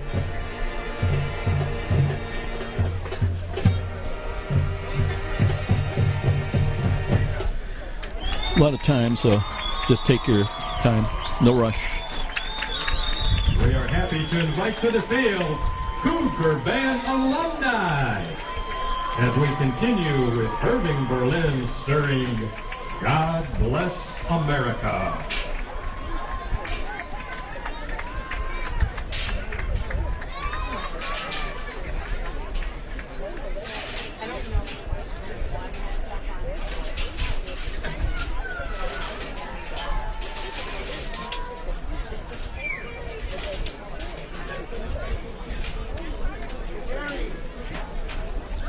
19-7 here at halftime on homecoming. And as we take a look, we'll be entertained shortly by the St. Xavier University Marching Band. There have been, well, we thought there were two major upsets today elsewhere in the NAIA. One of them had St. Ambrose, and that was confirmed. They lost today to Grandview 29-26, and we were given some wrong information, and it was William Penn that did win, and win handily over Olivet Nazarene at 27-3. And that we were all stunned when we heard it the other way, a 30-27 win by Olivet Nazarene, but not so. We added a 0 to the, or somebody did, to the Olivet Nazarene score, and it was on the back end of the 3, not the front end, which it should have been 0-3. 27-3, Olivet Nazarene falls to number 7, William Penn. Joe, right here at halftime, it's St. Francis 19, St. Xavier 7. St. Francis got 12 first downs in the first half. St. X had 14, so they outdid us in first downs, but we outdid them in total yardage. We had 38 offensive plays for 246 total yards. They had 40 offensive plays for 211 yards. We got 138 yards on the ground, 108 in the air. St. X got 79 on the ground and 132 in the air. So flip-flop, they were more pass-oriented. We were more run-oriented. We punted one time. It was a 60-yard punt. They had one punt return for 18 yards on that one punt. Penalties, it was interesting. St. Francis with 4 for 30. St. X 4 for 40. And listen to these third down conversions. St. Francis 3 out of 7.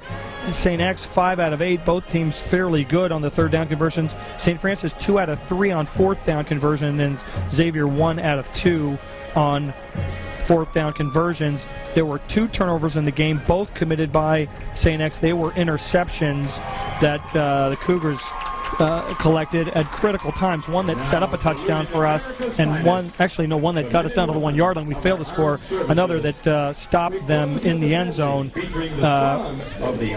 when we stopped them in the end zone with an Allen Richardson interception. Rushing, St. Francis again, total rushing yards 138. The leading rusher, Josh Miller, 11 rushes, 68 yards. So we knew he was going to run and roll out today, and he's been doing that. Antoine Campbell had 46 yards rushing on 10 attempts. They were led. St. X was led by Nick Pisak, 9 rushes, 69 yards. Nobody else had any more than just a few yards rushing.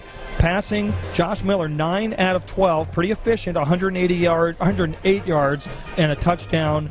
Joe Gill, the backup quarterback in playing for Jimmy Coy, who's out with a concussion. He's 15 for 26, 132 yards, but 2 interceptions in the game. Receiving, St. Francis led by your guy, Akeem Kelsaw, 52 yards on the receiving end of things. The only touchdown pass in the game for St. Francis was to Kevin Bush.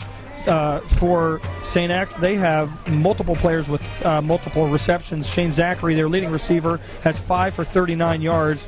Wes Gastel has 4 for 20 yards. Chase Catton has 3 for 39 yards, so they've mixed it up quite nicely.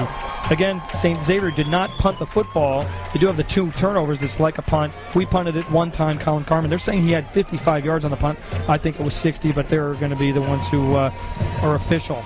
Joe, that's a look at the quick stats. And St. Francis having a lead here at 19-7. We got to come back in the second half and not be content. We got to roll out. Miller's got to run the football. We're going to have to keep having success on the ground. But even before that happens, keep in mind that St. Francis won the toss. They wanted the ball, and they got points on the board in the opening drive. But that means that St. Xavier will have the ball to start in the second half. And so that this first possession by SXU is going to be so critical, because right now it's a 19-7 ball game. If they close within 19-14, then it's anybody's game. Well, and on the other hand, if we can come out and establish ourselves defensively, get the football back and even get a field goal, we make it a 3-score game, and that's not easy to do, although the St. X offense, when they get rolling, boy, that last drive, they got their only score, scared the life out of me. What was that, 50-some-odd seconds off the clock, 51.3 seconds off the clock, and they went 90 yards. They will churn up some real estate in a hurry. Halftime, 19-7 our score, and we'll be back with more of our halftime presentation. This is Cougar Football and Redeemer Radio, Catholic Radio, AM 1450. Just the 1:30, because we still have better than 10 minutes.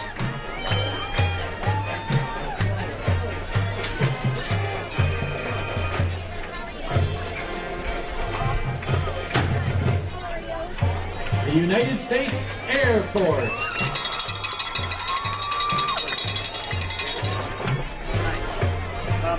We've been asked by our public safety asked, can you make an announcement? 19-7 here at halftime. St. Francis trying to post the major upset in college football here tonight as far as the NAIA is concerned. It came in, it was number 1, playing at home here tonight on homecoming, entertaining the number 10 ranked St. Francis Cougars, who are back in the top 10 after last week's impressive 76-14 victory at home against Concordia. If you're looking ahead, interesting, we talked about St. Francis taking next week off. Then they head down to Indianapolis on the 13th of October to take on Marion. The following week, they will go then on the road against currently ranked number 7, William Penn, out in Iowa on October the 20th. By the same token, you know, Mike Feminis and Kevin Dowley must have been thinking in the same terms, because SXU also takes next week off. I think both teams, after a hard-hitting affair here tonight, are going to need a little extra time, a little week off, in fact, to kind of get healed up and get their sea legs back under them for the stretch run for the last half of the regular season. Then they will be at Siena Heights on October the 13th. If you're looking ahead to a matchup for St. Xavier, they will be taking on Marion on November the 3rd. So key games for both teams, and of course none bigger than tonight's matchup. As we mentioned, Coach Kevin Donnelly came in with 257 career coaching victories. He would love to get 258 here tonight against a St. Xavier team that won at Dorsey Stadium a year ago, 42-31. In that ball game, St. Xavier erased a 10-0 USF lead. They piled up 452 yards of total offense a year ago, and they picked off 4 St. Francis passes that night a year ago. Here tonight so far, St. Francis has turned the tables on SXU. They have picked off Joe Gill twice. Still a lot to come. We'll be back with more. This is Cougar Football and Redeemer Radio, Catholic Radio, AM 1450.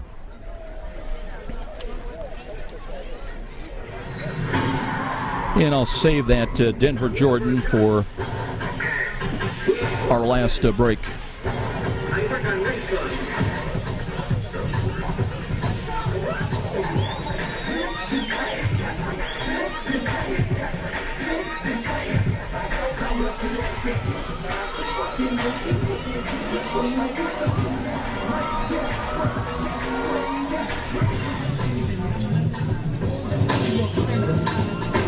Dance team for St. Xavier entertaining here on homecoming at halftime, and what a gorgeous night. As we mentioned, 68 degrees at kickoff. A bit cooler now, but still very pleasant. See just some light jackets in attendance and a full moon across the way. 19-7 our score. Wanted to take a look at some of the other team numbers, comparative numbers. Sacks and sacks given up are always critical. Turnovers, we talked about that. St. Xavier came in +6, although they were even in their game in their win last week, 36-26 at Trinity International. St. Francis a little bit better in recent weeks. They are +2 for the year, now +4 technically, with the 2 takeaways here tonight on the interceptions. Although they put 76 points up on the board last week, they really didn't get to the Concordia quarterback much, and ended up they were -1 in the turnover column. For the year, as far as sacks, St. Xavier came in with 13 sacks, and they had 3 in their win last week at Trinity International. They gave up just 1 to the Trojans. St. Francis did not have a sack, as we mentioned. They've got 7 for the season, and they have given up 6 sacks for the year, and 1 they gave to the Cardinals last week of Concordia. 19-7 ball game. One will look a little bit closer. Some of the numbers behind the numbers. St. Francis losing at home last year, as we mentioned, on October the 1st. That game was played 42-31. St. Francis, in fact, we mentioned the 4 picks, the interceptions by SXU. In fact, St. Francis turned that ball over 6 times a year ago. That's been a major point of difference so far here tonight. Austin Coleman a year ago, 98-yard kickoff return brought USF on top, in fact, at 24-23 after they trailed and given up that 10-0 lead. But the bottom line, St. Xavier scored the game's next 19 points to win it, 42-31. Shane Zachary a year ago had 8 catches, 3 touchdowns in that ball game. Jimmy Coy, I should say Zachary with 1 touchdown catch. He had 114 yards receiving. It was Jimmy Coy that completed 29 of 43 for 338 yards, 3 touchdowns. St. Francis did get to him for 3 sacks. But Coy not able to go tonight. He was taken out of the game after 1 play or 2 plays perhaps a week ago. Suffered a concussion on a hard hit and has not been cleared to play so far tonight. They're hoping to get him back in 2 weeks. Again, they are idle next week, and they will be on the road at Siena Heights on October the 13th. St. Francis also operating with some key injuries tonight. Brody Calball not playing tonight. They hope to get him back in a couple of weeks. When St. Francis goes down to Marion, it was a hairline fracture, but of the type that just really a couple of weeks off. They were hopeful that he might be able to get back into playing. Of course, he led all of the Mid-States Football Association tackles a year ago, and he's a key component, a key cog in Warren Maloney's defensive strategy. Other guys, they were expected to get Rex Drabenstadt back tonight, at least defensively. Coach Donnelly told me that he might be able to play a little bit, quote unquote, on the insides. And I really have not noticed whether Rex has been able to get in tonight. But, of course, the big loss is with Tracy Hathaway suffering the ACL tear. And Coach Donnelly described him as being our best cornerback, and he is gone for the season. Teams coming back out, and with their halftime preparations, we're going to step out as well. 19-7 our score as we get ready for St. Xavier to return the kickoff and get things going in the second half. This is Cougar Football on Redeemer Radio, Catholic Radio, AM 1450. I lost my color man. I only stepped out and has not returned.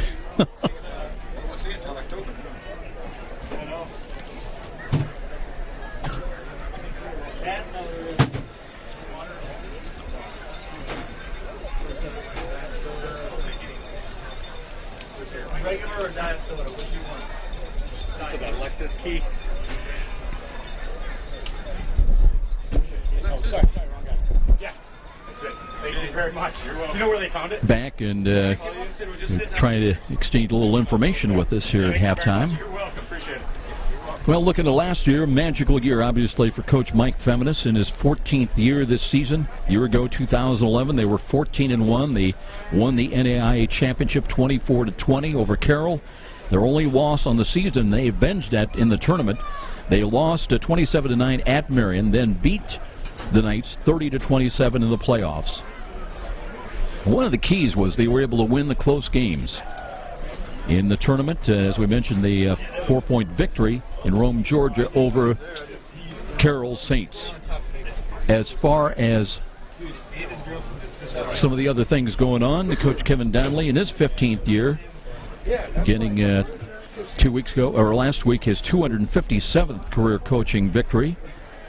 And a year ago, after a loss to St. Xavier, USF was 1-1 before winning 5 straight ball games.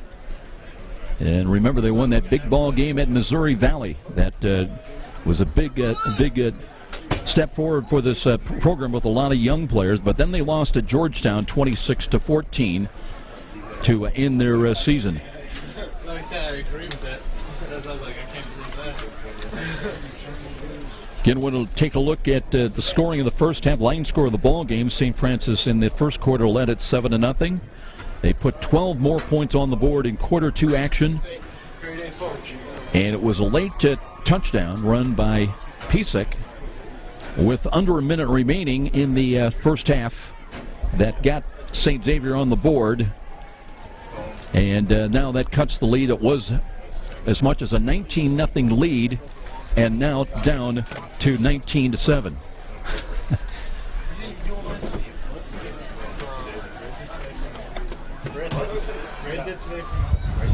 Well, I got to talk to Coach. I was on the 50, just like you told me. I was waving like I was an air traffic controller, but that's okay. We got a lot going on here. Joe, I asked Coach about the first half. He said we played solid football. We played well. We protected the football. He thought that our defense did a fantastic job of taking them out of their game. They got tired on that drive, the 51-second drive that they got their only score on. Our defense got tired. He thought that our offense was fantastic. Miller's going to continue to try to run the football and keep them off balance that way, but we're going to try to open it up a little bit more with a lot of the rolling out and passing of the football. You know, the thing that was so impressive to me that we talked about it earlier, the great job of faking with the football. They used Antoine Campbell kind of as a decoy, and they would run a little bit of a belly series with him. Miller would run right with them, and normally you would expect he would hand the ball off. And, you know, Campbell took some shots. I mean, they were just keying on him to take him away, and that allowed Miller to run free at times and really with some big runs. Well, you know, something that St. X does incredibly well is they get the ball in the hands of their stars. Gastol and Zachary and Catton all get the football quite a bit. We need to do that with Campbell and Coleman as well. Cougars will kick it away from left to right. And back is Shane Zachary with Wes Gastol. Gastol had a good return a couple of times out beyond the 40-yard line. One time they got victimized. And here we go, 19-7 as we get ready to start this second half. Glad you could join us tonight on Catholic Radio. Here comes the kick in. And a yard deep is Gastol again. Works out to the left and stepped out of and got a hit. It was the blocker that he'll get it out across the 15-yard line to about the 17. And that's where the St. Xavier Cougars will go on offense for the first time. Joe, Kyle Matheson playing on the special teams defense, did a fantastic job bringing down Gastol. Here come the red and silver helmeted St. Xavier Cougars out on the field, 1st and 10. They're only on their own 18. Hard to tell on their scoreboard. They do not have the yard lines marked where they start with the ball. But Joe Gill will start and go in at the quarterback. Wants to throw the first and a diving catch. They've got that out for about 5, 6, 7 yards across the 20 to the 24-yard line. That's to Winnemacher. 2nd and 4. Gill's numbers in the first half, 15 of 26 for 132 yards, no touchdowns, 2 interceptions.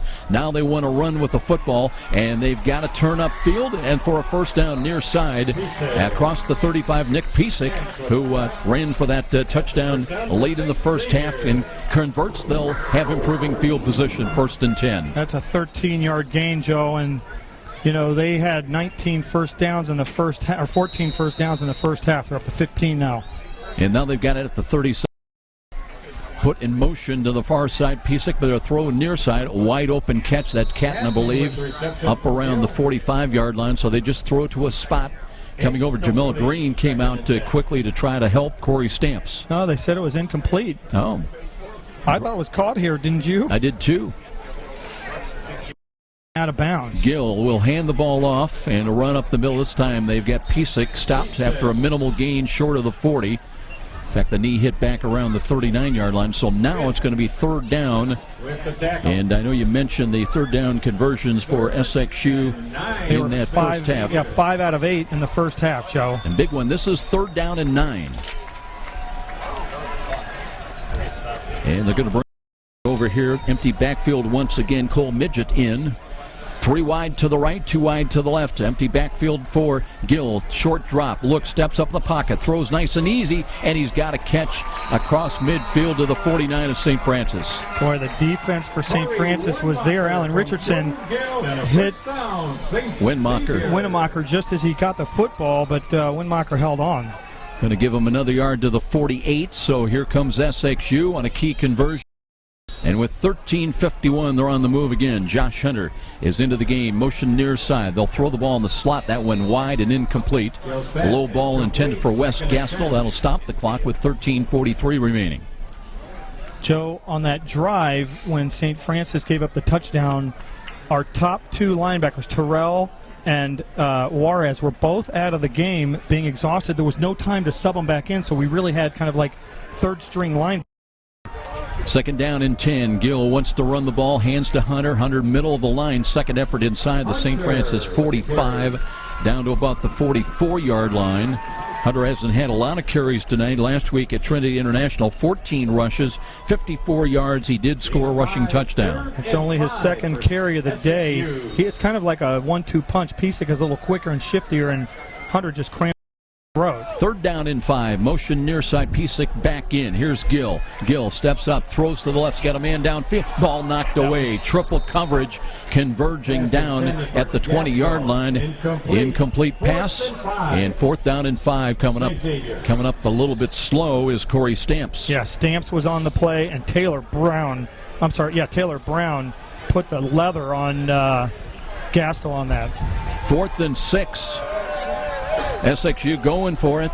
They trail it 19-7. St. Francis playing off on the corners about 10 yards. Now backing away with 13 on the play clock is Gill.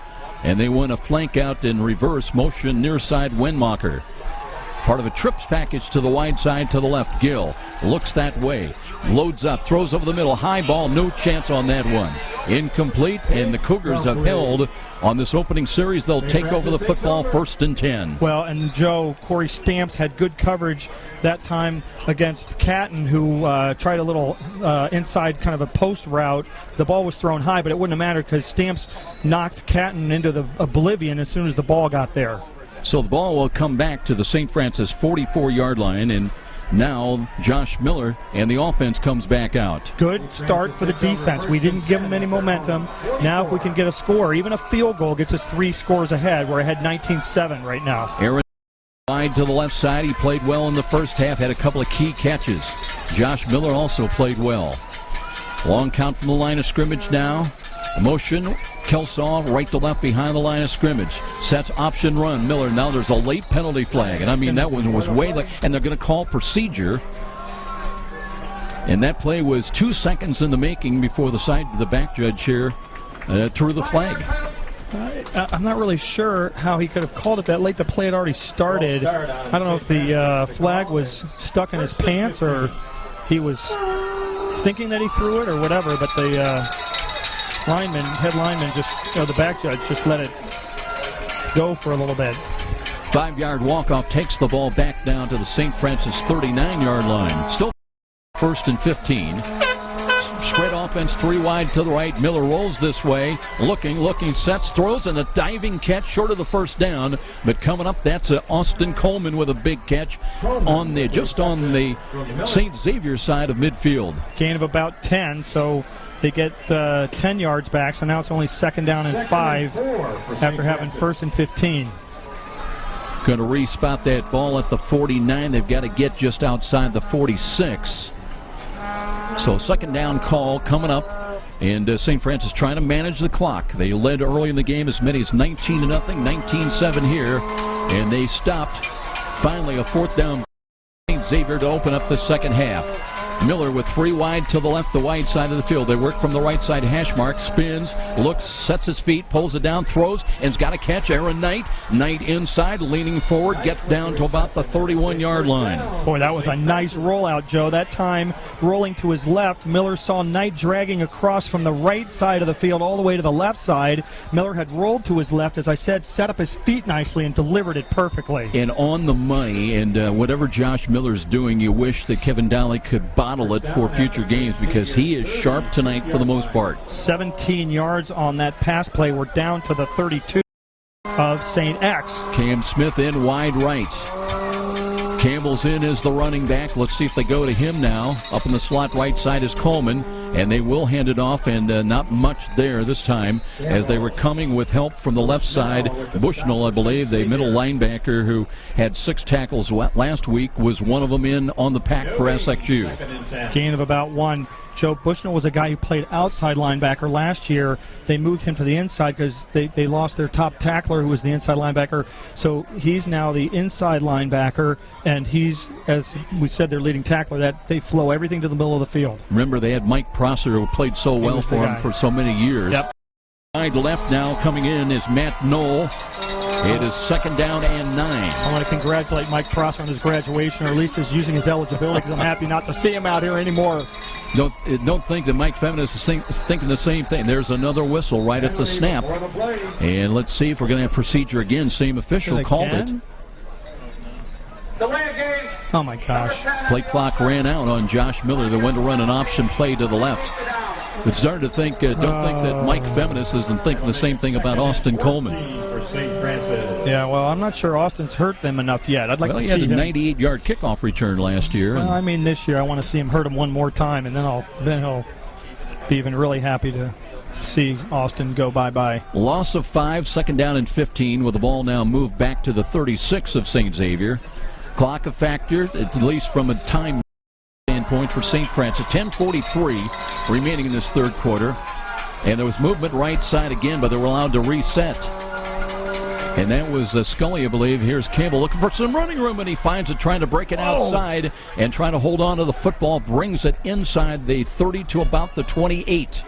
Wow, that was a tough earned 8 yards on the play. He got a straight arm in there on the St. X defender. I believe that was Buell, who came over to try to make the tackle, and he got a forearm, or a straight arm, I mean, of Antoine Campbell.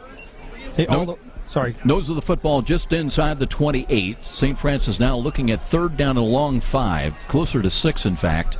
And knowing Kevin Dowley, you got to know that they're in 4-down yardage area if necessary.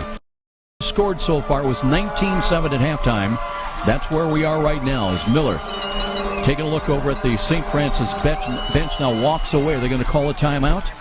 I believe they will. So with 9:46 remaining, it'll be 3rd down and long. St. Francis wants to talk about it. We'll be back. And this is Cougar Football on Redeemer Radio, Catholic Radio, AM 1450. You're not going to believe this. What? I didn't know where you were going. I thought you got a phone call or something. It never dawned on me that you were going down for the halftime interview. Oh, you forgot? Yeah. Remember I said I'm going to meet you at the 50. I'll go to the 50. Well, that was before. And yeah. I thought you got a phone call. No, I wouldn't do that. I wouldn't take a phone call during the game. Well, if something major comes up, you get some reads. Yeah. I'm you sorry. Forgot. I heard you say, I don't know where I'm waving my hand. We are back, and we've got this from Art. If you hear this game, it's thanks to our communication sponsor, Dr. Todd and Mary Briscoe, Briscoe Family Dentistry. Their generous financial support helps make this Redeemer Radio sports broadcast possible. Need emergency dental care? Call Dr. Briscoe at 486-9950. Cougars back field offensive. Both the Cougar teams out there. 3rd down call coming up, 3rd and 6 for Josh Miller and company. He's got 2 wide to the right now, walks away with 17 still on the play clock. St. Xavier's zone blitz being shown, maybe from the left side. Here's Miller, and blocked the ball, and scramble for it, and let's see how they rule it. He got it back. It bounced right up to him. He was going to run option, and I don't know if he just dropped it or the snap was a little wobbly, but he fell. It bounced right back to him, fortunately, and they lose it back about 3 yards. To me, it looked like he took a step and then just did not have the ball squared away, so lost back outside the 30 to the 31, so 4th down and 9. And St. Francis, they don't have the field goal opportunity, so they're going to go for it. They need 9, though. Well, they're not kicking it. They're not trying a 48-yard. And no pooch kick either. You don't think unless they do a quick kick here. No. Motion, Kelsaw left to right, resets, and Miller wants to look, steps up, avoids one, now wrapped up and sacked. Back outside the 35 at the 36, they finally got to him. Well, they brought pressure that time, but I'm not sure that they brought anybody more than what they had in the box. got a sack, though, and they got him back at the 36-yard line. So interesting on both teams. Both teams gambling when they had the ball on fourth down, and both teams defensively have come up with fourth down stops. Over on downs the first two drives of the half, and now the Cougar defense needs to step it up again. 8:56 to go in the second quarter. We got a 19-7 lead for the USF Cougars. Joe Gill will 10 from his own 36-yard line. Now the Cougars come up, cheating press coverage. Here's a cutback and a good job defensively that time by St. Francis as they turned them away. Not much there as coming up, and I'm trying to catch that. Is that Jamel Green? I think Drabenstadt was one of the guys, but yeah, Jamel Green. Corey Terrell also. And Corey Terrell, 28. Yep. It's a loss of 2. So second down and long. Gill again with his team quickly back up the line of scrimmage. St. Francis cheating up a little bit again. Play action fake. Gill looks near side, throws over the middle. He's got a man down there, and Stamps reached across, knocked it away. And they're going to call a penalty. He had the left hand on the shoulder a little bit, but playing the ball all the way, Corey Stamps, I thought, made a great play. You know what? That is horrible, Joe.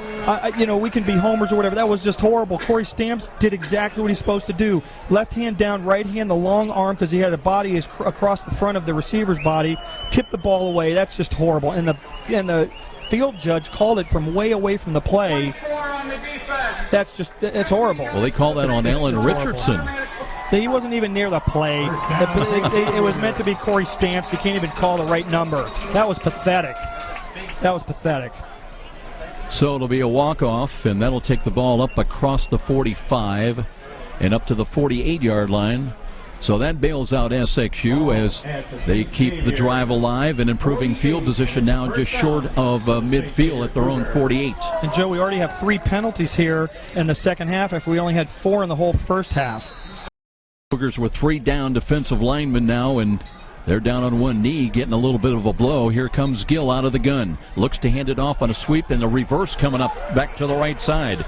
And some running room, and boy, St. Francis played that well. It's going to be a loss of a yard. It might have well been a loss of a couple more yards. And on the reverse, they were giving that ball on Nick DeBenedetti. Joe, he was tackled in the backfield by Jake Allen. Jake Allen did a great job. Loss of 1, second down and 11. Clock inside of 8 minutes now. Time remaining in this third quarter. Neither team has scored in this second half as Gill on second and long. Play action fake, and now scrambles to his left, buying time. And he's got a man in the middle, and that's a catch made. Little comeback pattern short of the first down. The Benedetti on a little comeback pattern had 2 catches, 38 yards last week. And we were talking, we didn't think Gill had the ability to be mobile, but he bought time. Ready to go to work on third and short, and they'll run Pisek, and he's got the first down as he cartwheels his way inside the St. Francis 40 down to about the 38. Gain of about 4, and they've got the tempo now that they like, Joe, with their offense. We need to slow it down here. They'll work from the left side hash mark. They got bailed out by that pass interference call. Stamps actually against Alan Richardson was the guy they named. Richardson wasn't even near the play. He was on the other side of the field. Now with 16 on the play clock, Gill took a look behind and has the snap again. Wants to throw. Looking. Rushes coming. Throws to the far corner. He's got a man out there. Ball was batted. Oh, my God. They're going to call that a catch. He was juggling it when he came down. If it was a catch, it was a spectacular circus catch. He didn't have the ball controlled till he came down out of bounds. Catton caught it, they say, all the way at the 19. Down again, SXU on the move. They'll look to run the ball, and up the middle they've got again Josh Hunter brings it down close to the 16-yard line. Hunter checks out. Pisek will come back in. Gain of about 3. Let's call it second down and 7. Gill lined up behind him now. Works out of the pistol from the right side hash mark. And looking for the snap again. Looks to hand it off, and they'll run the ball. And Pisek trying to break it to the outside. And Cougars string it out. Pisek also's got that second gear he goes to. Yeah, Stamps. Stop and go move. Corey Stamps came over from his cornerback position, ran him out of bounds, but he got about 3 yards on the play. So another third down play at third and about 4. Thought the clock was going to stop. It did not. So it's 3rd down and 2. Running just over 6 minutes time remaining here in the 3rd quarter. Gill turned around and checked the play call from the near side SXU bench. Play clock still at 12. Now he's got the snap. Looks to throw and throws low and threw it into the ground. He had a man behind the defense, and that might have been 6. DeBenedetti was there, but Gill couldn't find him. He knows it. And now it's going to bring up a 4th down, and they're going to go for a field goal, which would get them to, well, it's still 2 scores. I do watch out for a fake here, Joe. Spencer Nolan 1 for 2 on field goals last week. On the year, he's 3 of 6. Has had a long of 48. That was good last week. And they'll set it down from about the 35. It'll be a 45. It is a fake, and they'll run the ball. That was obvious. And they've got the first down, I believe. Let's see.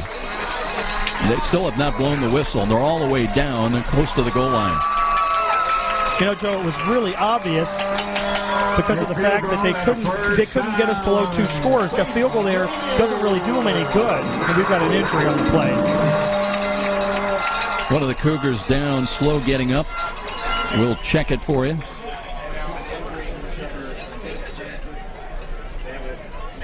Well, it's got 2 in front, we can tell you that, but now getting up slowly and limping a little bit is going to be Corey Terrell. Yeah, He's played well. And that's bad, Joe.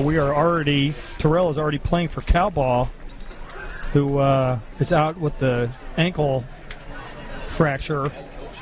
So now we're getting into some much deeper down the depth chart. By the way, the nose of the football is just inside the 5, I think. I think it's inside. Oh, let's see. Because the 10. Yep. Nose of the football just inside the 5. They gained about 7 yards on that play. They're at the 4-yard line, they're saying. Well, 5-yard line, kind of. Spread offense once again. 3 wide to the right. And Gill from the 5 looking to his right. Can we come up with another interception here? Done it twice tonight. It's what the doctor ordered. Could use another one.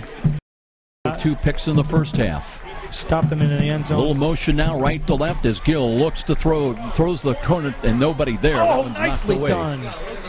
That one knocked away, and no penalty flag.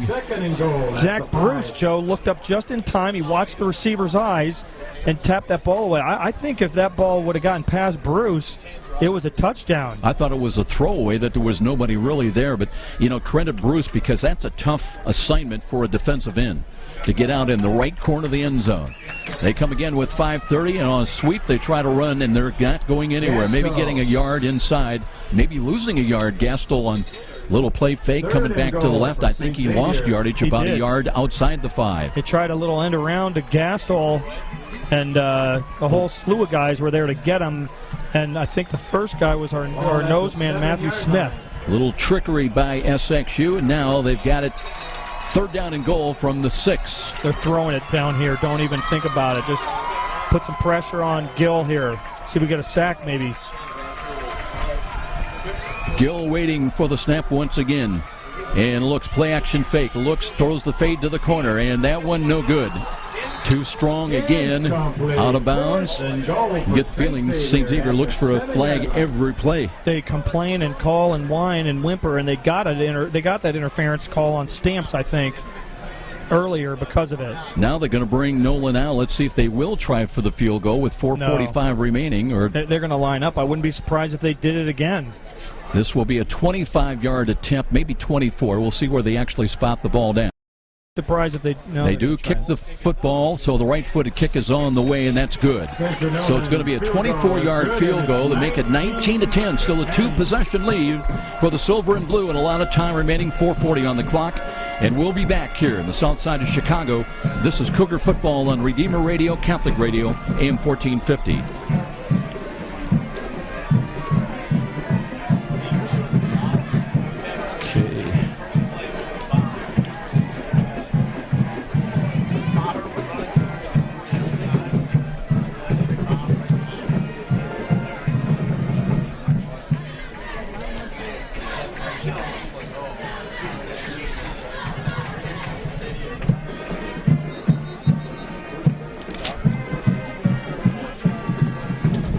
St. Francis led early as many as 19-0. fact, for virtually all of the first half until the final 51 seconds.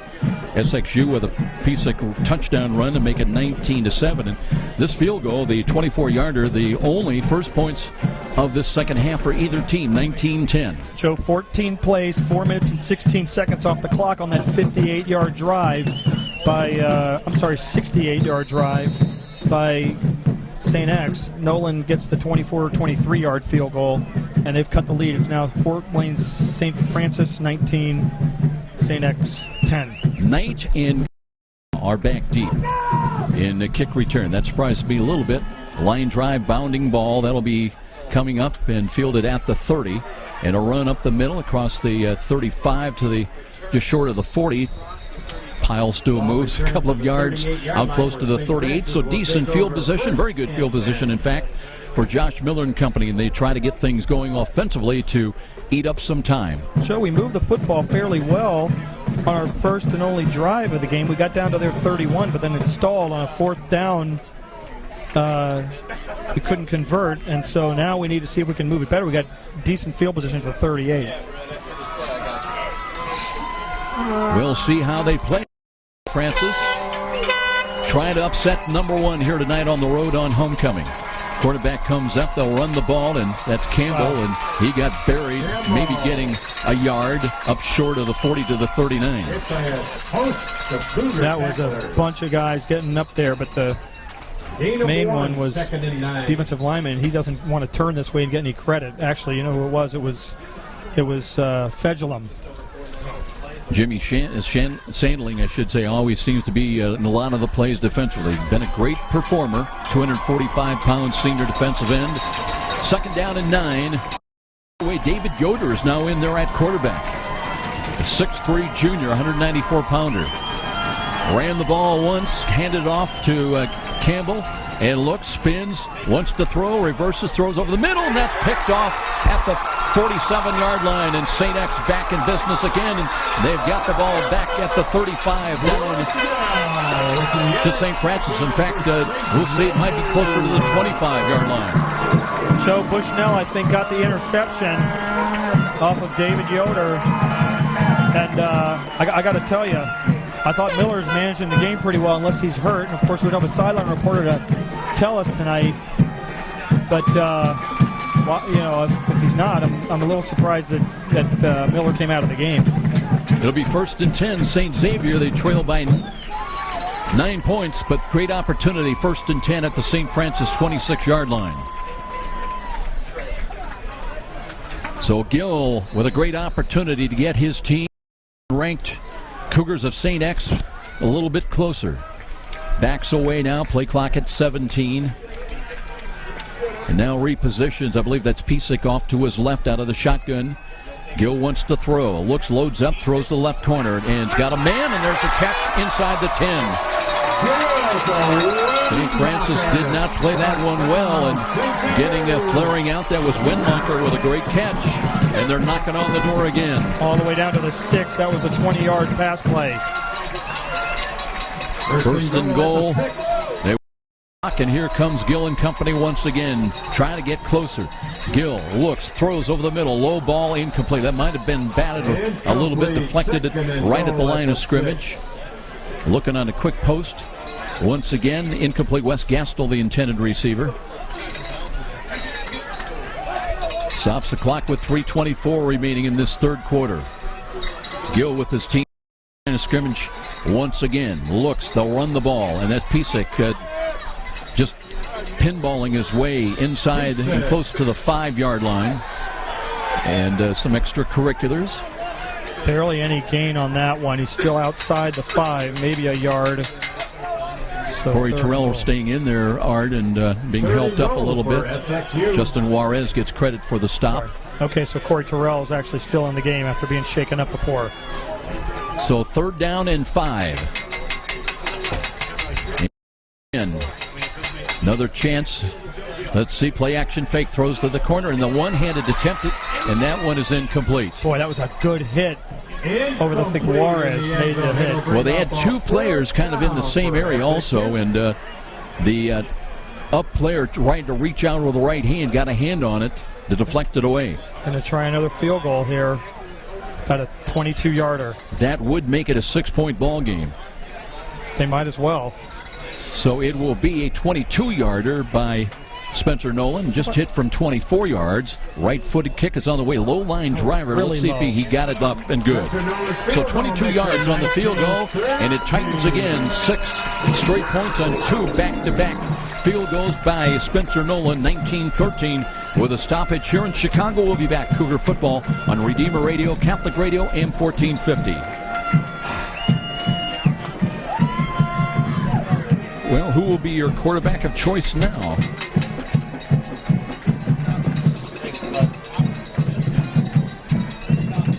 It better be Miller if he's not hurt.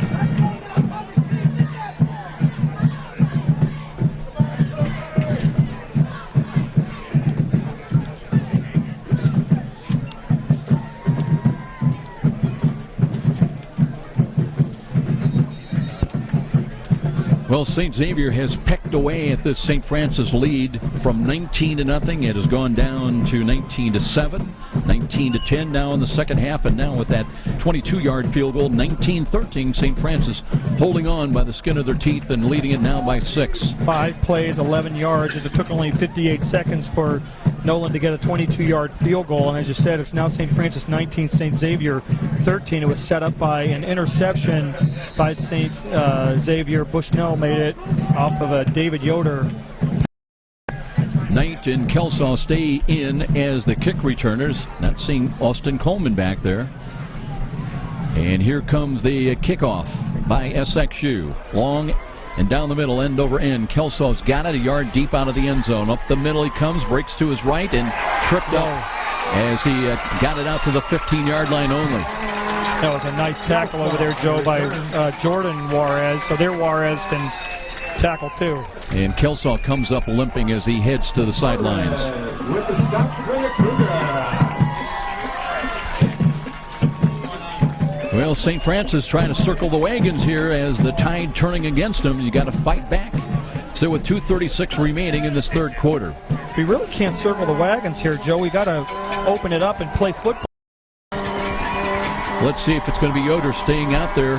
He was picked off his last series, led to the field goal, and he looks to throw, and the home run ball near side. Knight too far for him. Joe, I got to believe Coleman's out on the field. Second and 10. I thought maybe he was injured, but he's in the game. I was looking across the way to see if we see number 10 being tended to somewhere, or if there's a David Yoder, number 13, physical quarterback. issue. In for St. But Francis. Yoder, now a Knight went to one knee, and I think that was just they had a problem with a glove. Second down and 10 in the crowd here on homecoming. Yoder checking off and looking to the far side, how he wants to run this play. St. Francis needing yardage here. They're deep in their own territory.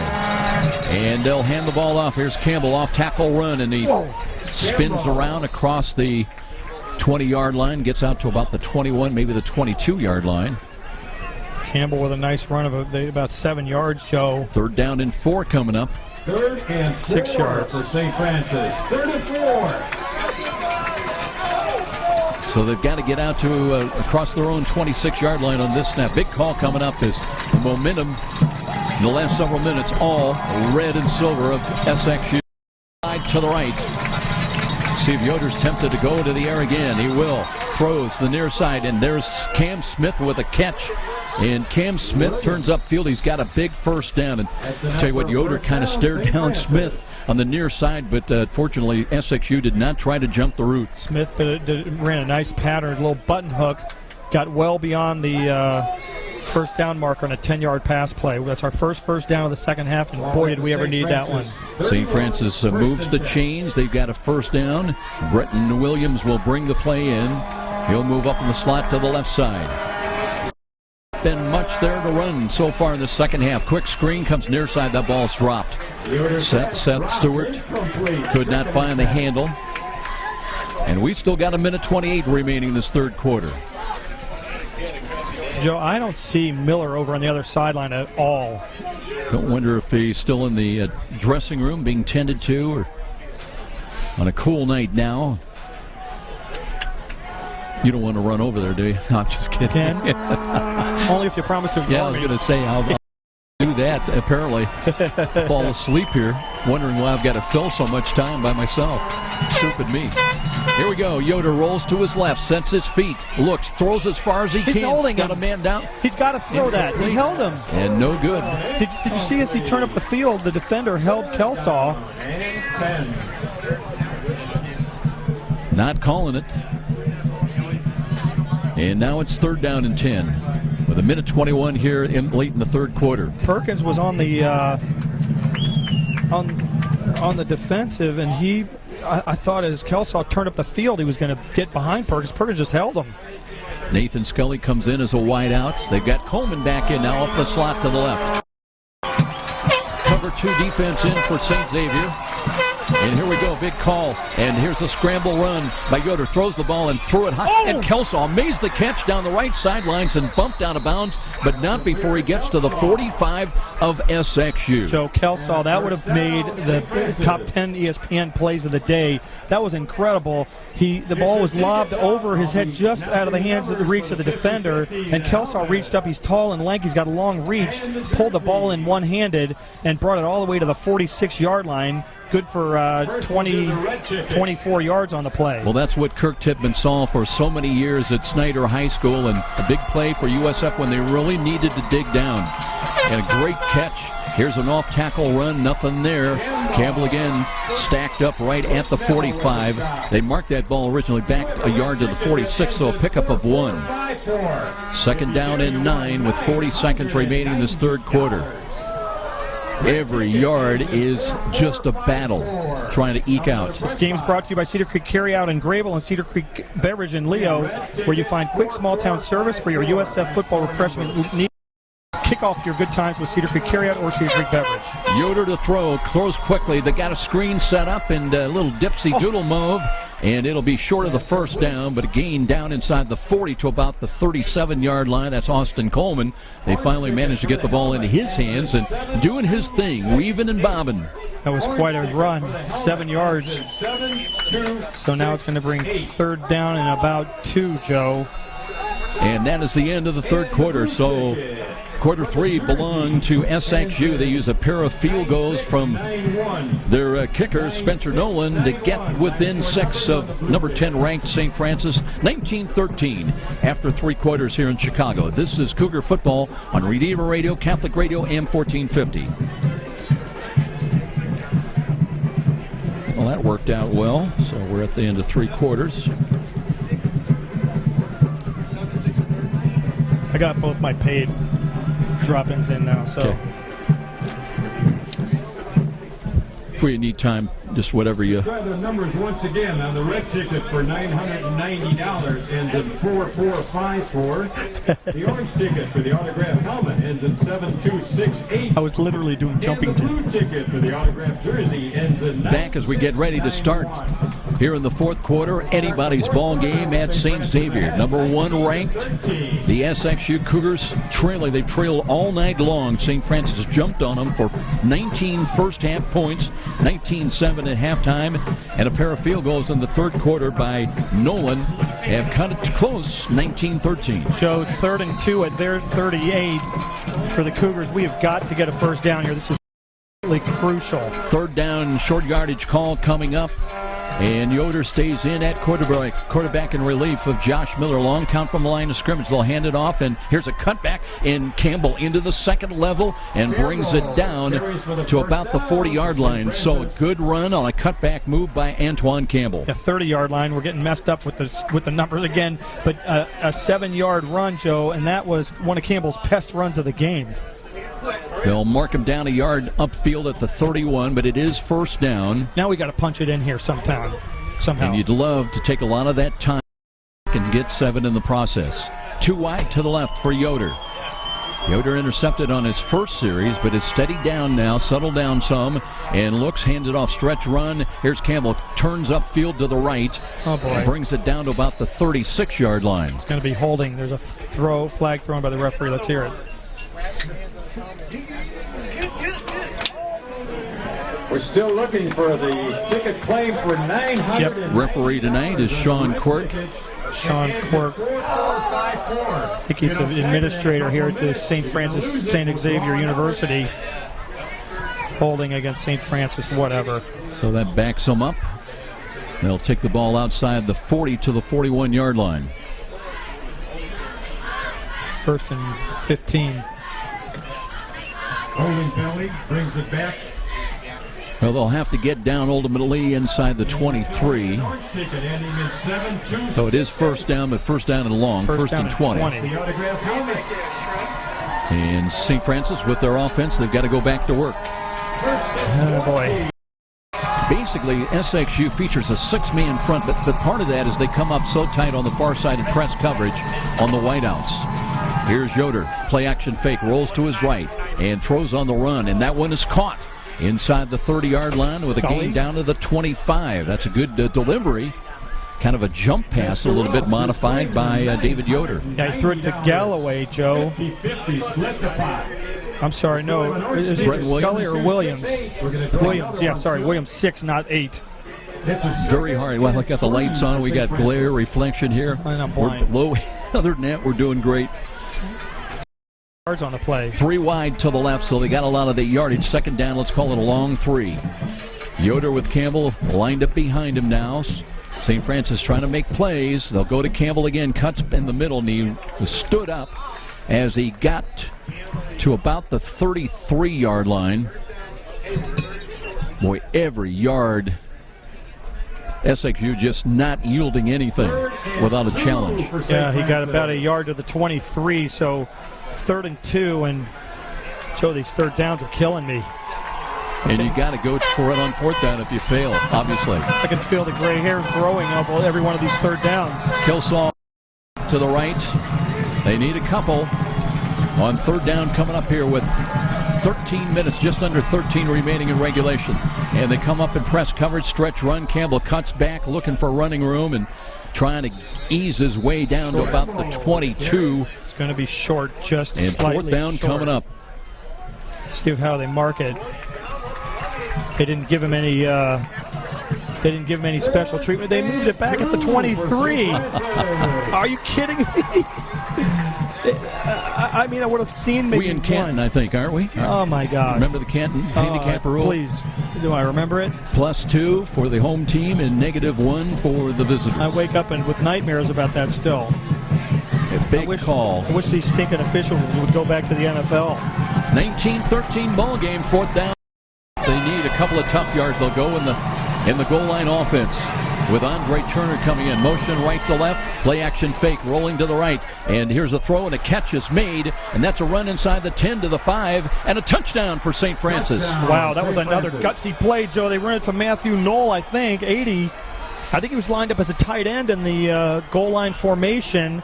We were out at the 23. It was a simple rollout. They thought, I think, that Yoder was going to run the football, but instead he rolled out and threw it, and Knoll was wide open and up the sidelines. Wow, gutsy play. I'll tell you what, I thought that Yoder was going to run for at least the 1st down. He wanted much more.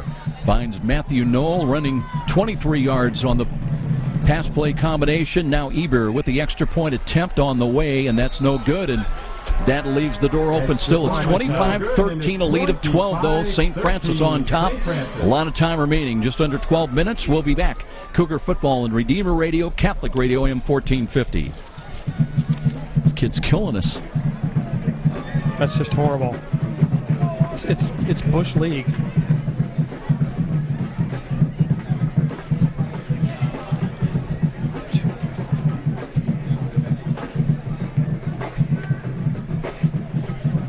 Plays.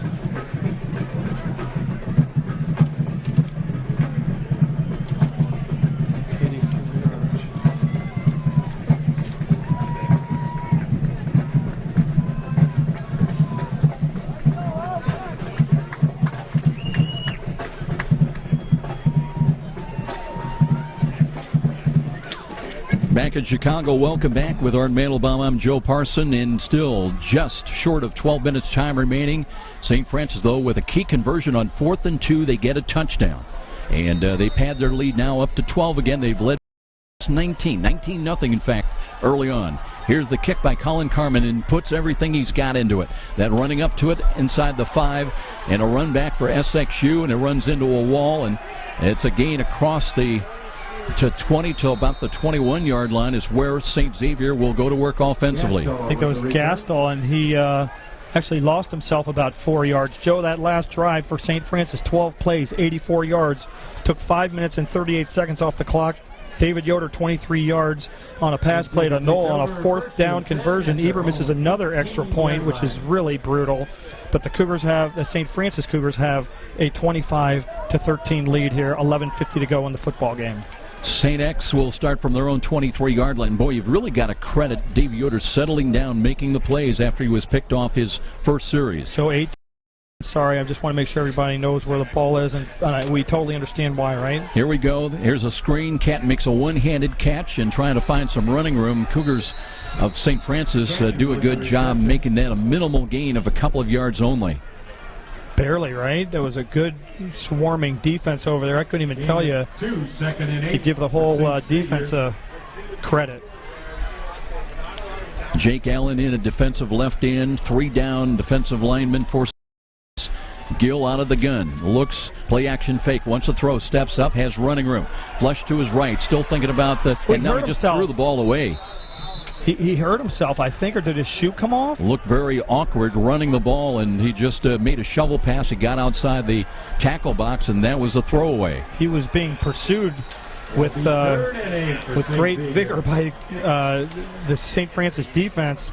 It was Jake Allen, who we've called his name a few times tonight. 3rd down and 8. Big call coming up with 11-13. Now they got motion to the right side. And here is Gill, empty backfield, looking, throws over the middle, looking for Zachary, and that one knocked away. Alan Richardson was there, and no penalty flag. Joe, Alan Richardson has done a fantastic job tonight. I can't believe that, again, St. X is going to whine about wanting pass interference. Zachary's over there throwing his hands up. It was perfect defense. Richardson played the ball all the way, elevated, caught it at the height, and just knocked it away. And now it's 4th down and 8. And they have to punt, right? Well, let's see if they do punt. Well, they'll gamble with 11:06 remaining, and they will kick the ball away. Nobody back deep and punt return. That'll take a SXU bounce all the way inside the 20 to the 15 to the 14, still rolling down to the 11, and touched right there. Wow. So Spencer Nolan, 70 yards. They did kick the ball away. It caught on this artificial surface and takes an SXU bounce, and now St. Francis in great position. From the standpoint they got the ball back and trying to manage the clock with 10:52 remaining, they'd love to pick up 3 or 4 first downs and keep that Joe Gill and company talented offense on the side. So our 4 touchdown drives have been for 82, 90, 63, and 84. Let's add another 90-yard drive to this assortment of touchdowns, and I'd feel really a lot better if we had a 32 to 13 lead. Lead at 12 as it is. You take what you can get. Because I don't feel good right now about a 12-point lead. We still got 10 minutes and 52 seconds to go. Antoine Campbell's the running back, and I think St. Francis may have been short a man. No, Betcher was lined up on the wrong side of the field. Coleman was jumping up and down like a jumping jack. Here's Yoder now, barking out the signals. 5 on the play clock. Looks to hand the ball off. A cutback and a spin across the 15 or to the, let's see where they're at. Yeah, the 10. So gains 1. They were at the 11. It's out close to the 12. You know, our trajectory, if you will, our vision is so low here. It really is impossible, and I get to second guess you, so I hope you don't mind. I'm just trying to make sure we know where the ball is, right? I'm used to it. Oops. Okay, well, whatever. Yoder now on 2nd down. Let's call it 9. And changing up again with 9 on the play clock. He's under center. They go with the goal line offense. And a little motion. They reset to the eye with Campbell. Campbell cuts to his left, lowers the shoulder, and tries to ease out to the 15-yard line. So 3rd down coming up. 3rd down and still probably about a long 4 or 5 coming up.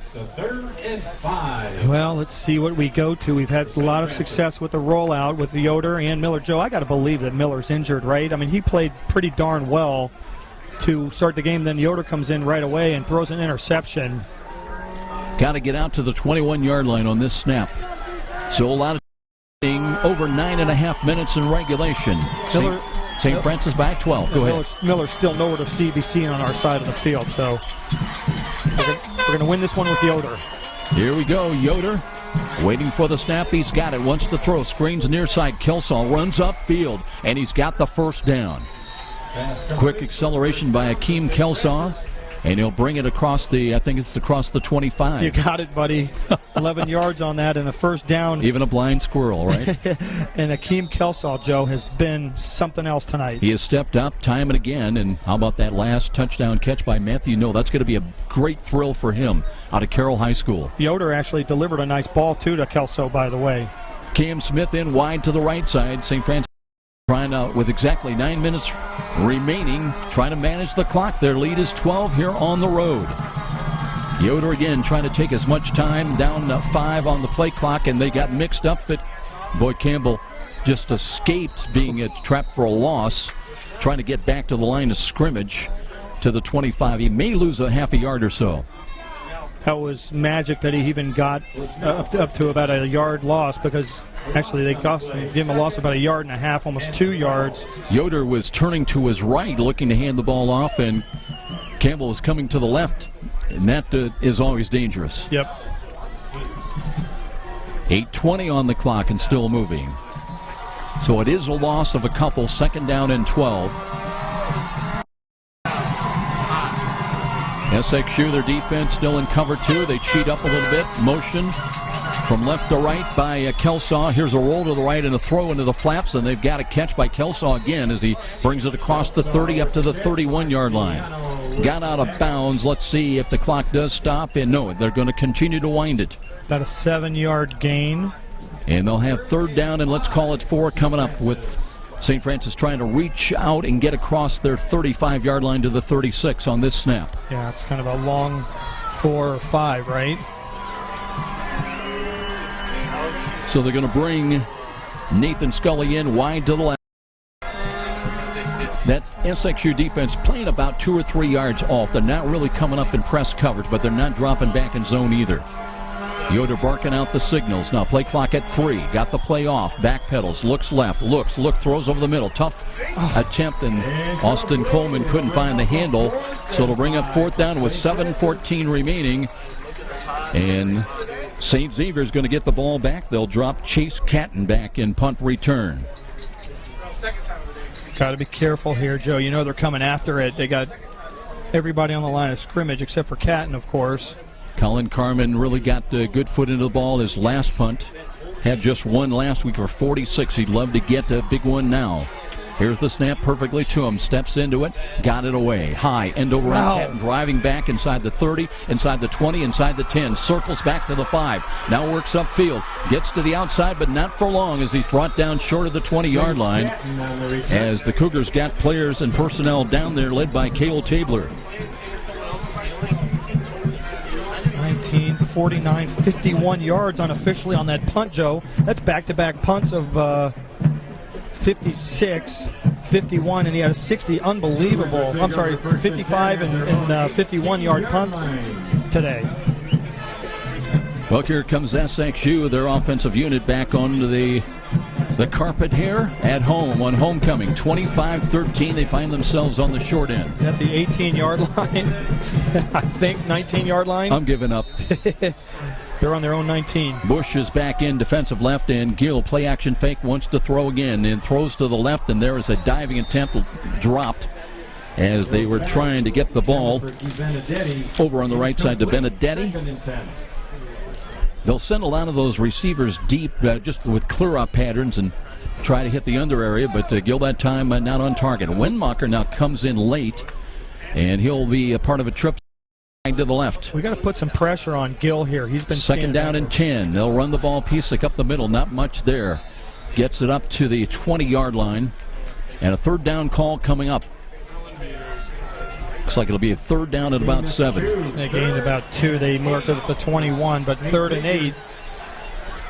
Yeah, I said 3rd and 2, 3rd and 8. You're right, closer to 8. And Hunter, I believe, now comes into the backfield.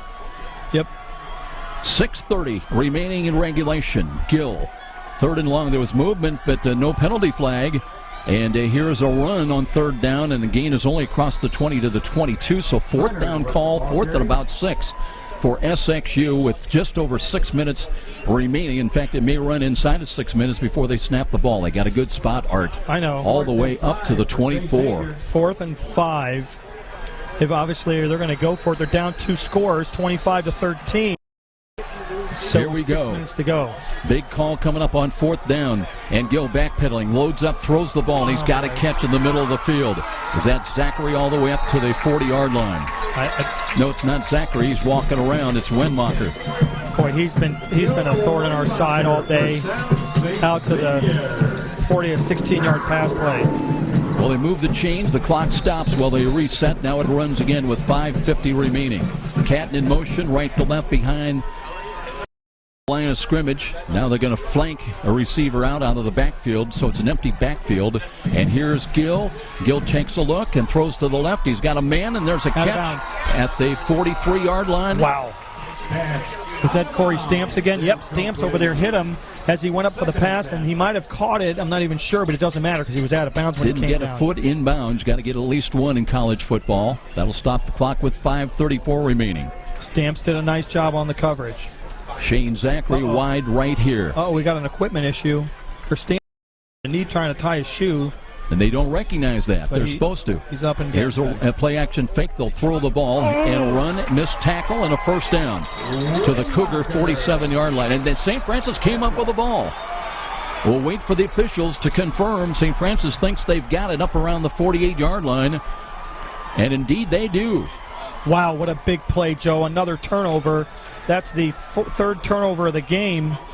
The first fumble and a fumble lost. Fumble recovered by St. Francis. Don't have a clue who got it. It was on the other side of the field. They had every single player in the game was near it. It was a completed pass all the way to our 47. It was good for, let's see, 13 yards, and then the fumble.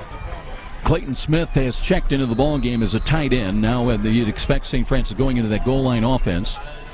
Clock is stopped with 5:26 remaining. The play clock, though, is running, and Dave Yoder just checked into the backfield. Joe, so here's the play, the deal. We're on our 42-yard line, 5:26 to go.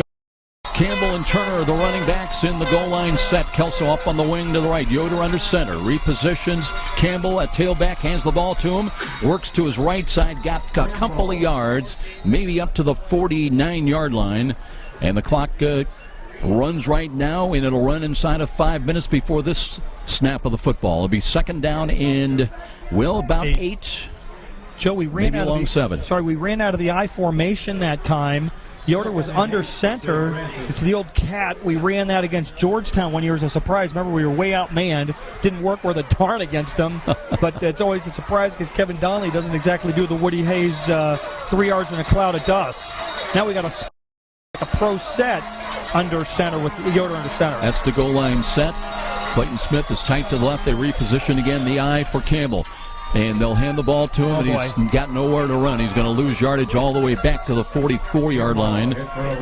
And third down, the clock is a factor, though. We're inside. Well, it stopped at 4:31. We have a SXU player down, so we have an injury timeout now. Is this a clock stopper here? Or what's going on? Well, we'll see while they tend to the St. Xavier player. That was a loss of 5 on the play, Joe.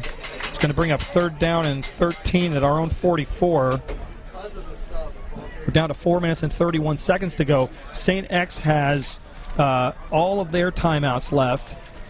St. Francis has 2 timeouts left. 4:31 to go in the game. St. Francis has the lead, 25-13. I'd like to see us get a couple more first downs, and then we can really start putting some time pressure on St. X because they got to score twice in order to beat us. Art, that's Jimmy Sandling coming off slowly to the near sidelines under his own power, but he's been a key contributor for a couple of years now to Mike Feminis. Came in with a couple of sacks, a couple of quarterback hurries, and 14 tackles. They started the clock, Joe, and we got 30 seconds on the play clock. Take it down. Hopefully Yoder can, he's going to run that clock down. We can be under 4 minutes. By the way, it'll be third down and 13 after that loss on Antoine Campbell. Knight's back in wide left. I'm shocked that Feminist time out there, Joe. We just ran 30. We're going to run 35 seconds off the clock. Up in the wing to the left is Akeem Kelsaw. Yoder now on 3rd and long. Taking the play clock down to 2. He's got the snap. Steps up. He'll run. Runs to the right. Tripped up. They got him from behind. Got out to the 47-yard line, and that'll bring up 4th down and 10. And Colin Carmen will come on once again. Let's see if we do have a timeout called. We do by St. Xavier. I think we do. St. Francis. And a timeout. Called by, it is a St. Xavier timeout. 25-13 our score with a stoppage. With 3:48 remaining, we'll be back. This is Cougar Football on the Road on Redeemer Radio, Catholic Radio, AM 1450. Hey, Cougar fans, SXU will return home 3 weeks from today on October 27th when they face Concordia University. Kickoff is 1 p.m. If we win, do you want to go down there to try? Your choice. I don't know if I can get you anyway. Even. Yeah.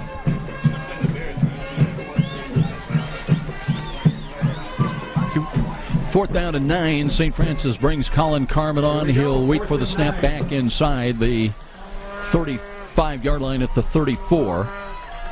Again, Catton in punt return, waiting at the 10. Carmen hoping for a great snap once again. He has really performed well. Now they bring 10 men up on the line of scrimmage. Perfect delivery. Rush is coming, got the kick away. A little bit shorter is Catton trying to locate it. He's got it at the 15. Dukes to his right. Stop and go move. Being surrounded and dropped right there. Great downfield kick coverage by the special teams of St. Francis. 37-yard punt, Joe, but all he wanted to do was get rid of it and keep it in play. It was at the 14, and Catton maybe got a yard on the return, but he got swarmed by Cougar defenders, and that's good because he kind of ran around, ran a little clock off. Now they'll take that ball and move it nose of the football inside the SXU 15. 3:36 remaining. And here we go. 2-possession lead for St. Francis. Can they hold on here on the road on homecoming against number 1? Joe, nothing behind us. Keep everybody in front of you. Put some pressure on Gill is what we've got to do. We haven't done in the second half. Gill out of the gun. Waits for it back inside the 10s. Got it. They'll hand the ball. It's a play action fake. Gill stepping up and hit as he throws near side, and it is caught near side and out of bounds. No good. Windmacher caught the ball up around the 43 as Gill on the run with a difficult throw. Tried to put air under it and just out of bounds. So I don't know what Jamel Green was doing. He's the safety. He came over to try to cut off, like to intercept the pass. Stay behind the guy. If that were, if the field would have been a foot wider, he would have caught that and had been in bounds and gone for a touchdown because Green gambled again. Second down and 10. And you have a running back in their protector. And the play action fake again. And collapsing on Gill. And Gill tripped up and dropped back inside the 10. And it was great pressure that time as getting to him was Zach Bruce. And the clock is a-running. That's beautiful. Back at the 8-yard line. Loss of about 7. It's 3rd and 17 now. 3rd and 17. Clock running, as you mentioned. Down to 3 minutes exactly remaining. Gill looking behind again.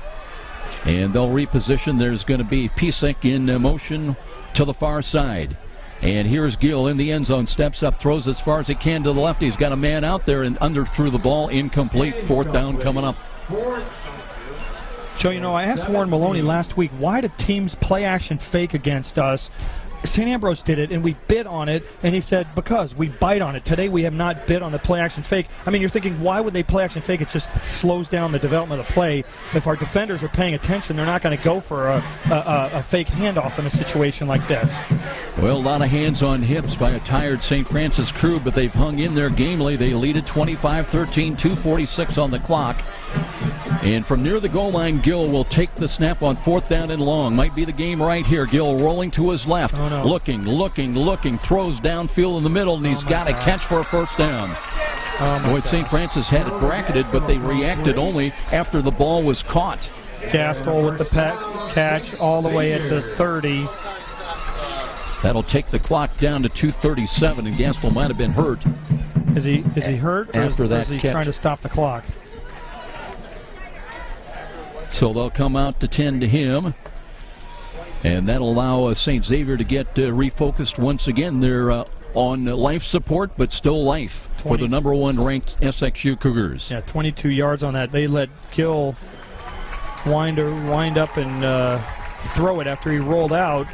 And it just seemed like we let up. We didn't, or the flow of our defense didn't continue to go to the far side of the field where Gill rolled to. Gastel on his feet, walking off under his own power, and he was coming off anyway, so that did buy him some time to refocus and get up the line of scrimmage. Start the clock, Mr. Referee. First and 10, and it runs again, down to 2:35 remaining. And Gill looks to the left side, looking, and he's got a screen on the far side. That's little yardage, though, up across the 30 to the 34, I think, depending where they rule him out of bounds. They're running the clock, the Benedetti. We didn't get out of bounds. No, so he didn't. Now we're down to 2:18, 2:17. And Gill cannot just pick them apart. He'll run the ball off tackle. There's not much there. Off tackle run to the right. Has a good job.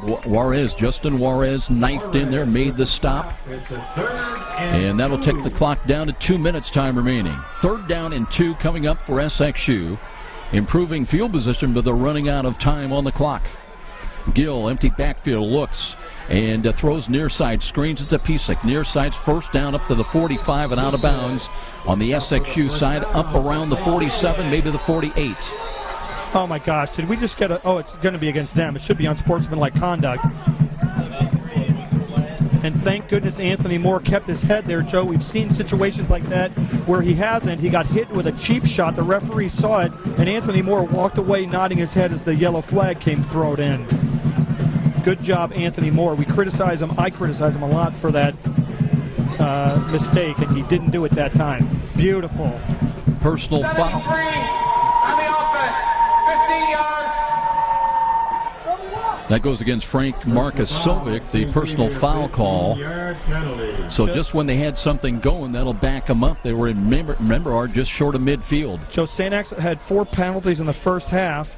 And they've had none here in the second half until that one, and that's a huge one. It's back at the it's going to be back at the 40, 30. That costly 45 only remaining in this ball game. Minute 46 actually. Pisak again, motion to the far side. As Gill out of the gun with the ball, look, plump action near side, rolls to his left. They were holding again down, looking for the ball, and it's knocked away. That time the would-be receiver became a defender and actually tried to keep that away from an interception. But Joe, can I tell you that the safety was not behind? Stamps was there to try and knock it down. Benedetti was the guy who was the intended receiver. Our safeties were late getting over there. Minute 35 now on the clock. They're making me nervous. Gill again from the right side hash mark, looking to behind. 2nd down and 10.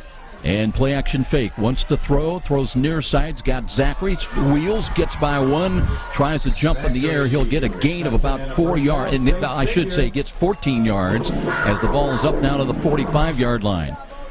Boy, he's something else, isn't he, Joe? What he's an real athlete. quick and athletic, you're right.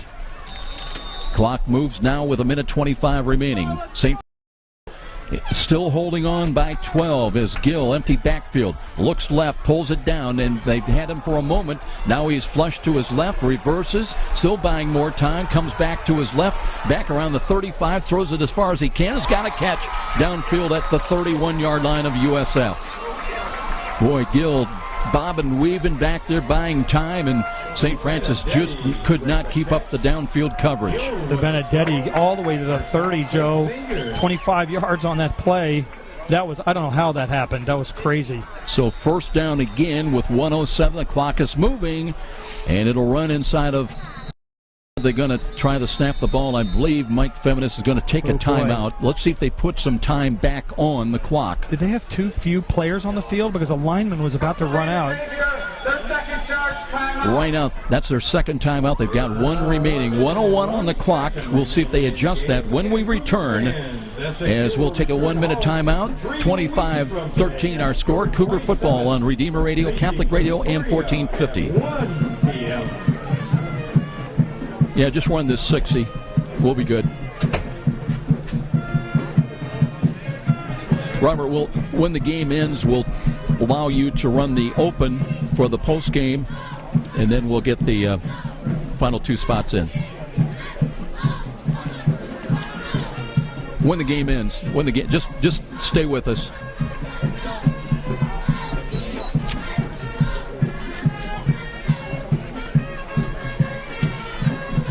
Jeez. 34.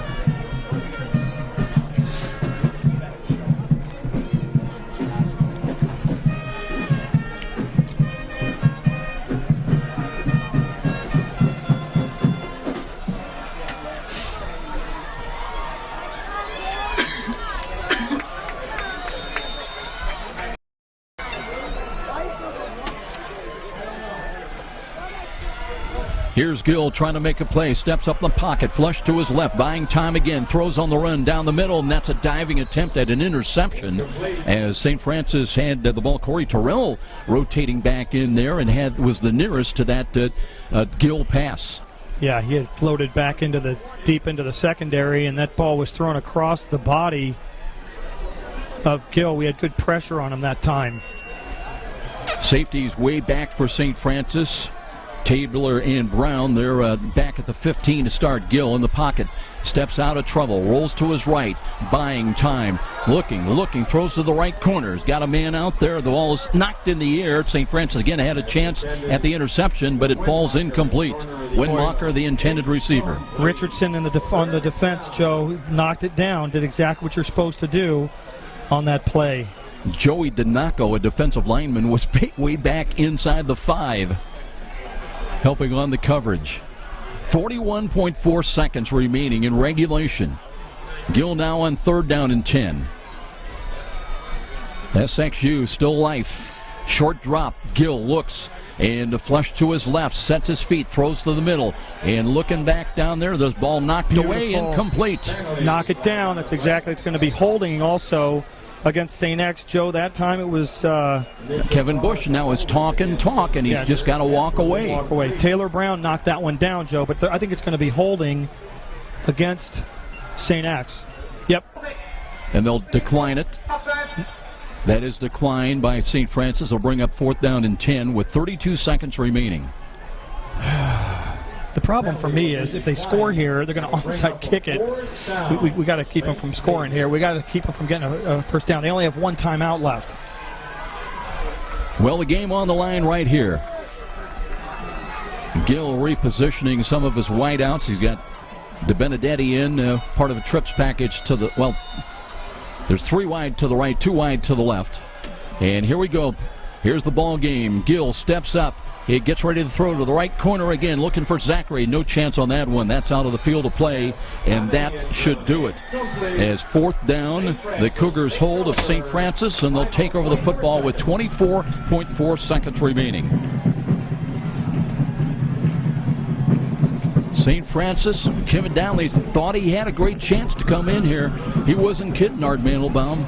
Joe, really, the entire coaching staff thought that they had a good game plan.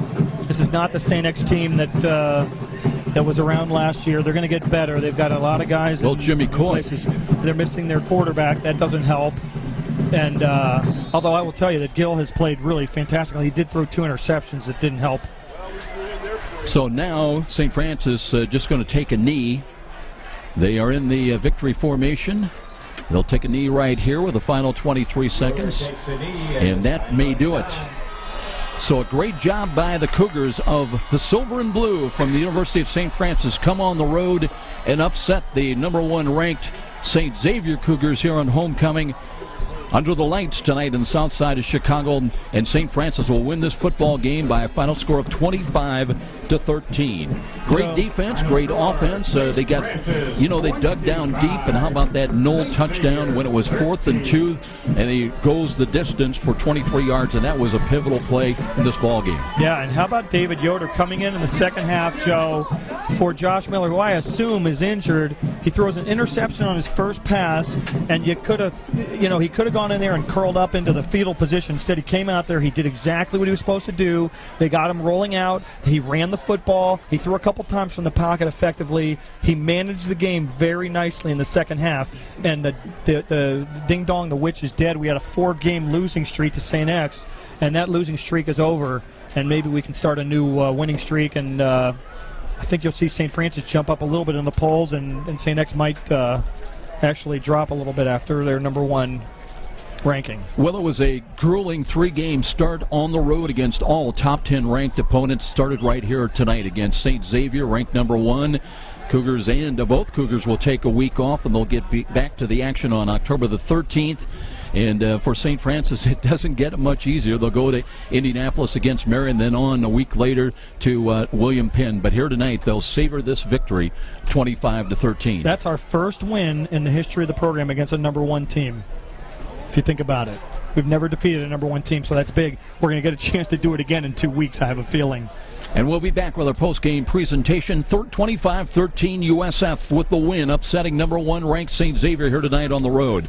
And we'll be back. This is Cougar Football on Redeemer Radio, Catholic Radio, AM 1450. Do this quick.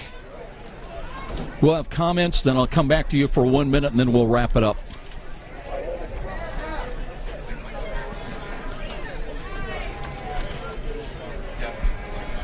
What a night for the Cougars in silver and blue here. Kevin Donnelly had that 257th career college victory last week, and would he get 258 tonight in a tough place to win? And the answer is a definitive yes, as they hold off St. Xavier and win it by a final score of 25-13, Art. And, it was up and down several times here tonight for St. Francis, but they made the plays when they had to, by and large, against this juggernaut offense of St. Xavier, and come away with this hard-earned victory. 13 points by the defense, some of which was given up by opportunities that the offense gave St. X with a turnover, actually, some field position. But let me tell you something. That was quite a performance tonight. I was on the edge of my seat. I couldn't relax until we got the ball back there with whatever it was, 20-something seconds, because of the potency of that offense that St. X has. But, Joe, we had a great game plan. The quarterbacks, both of them, managed the game beautifully.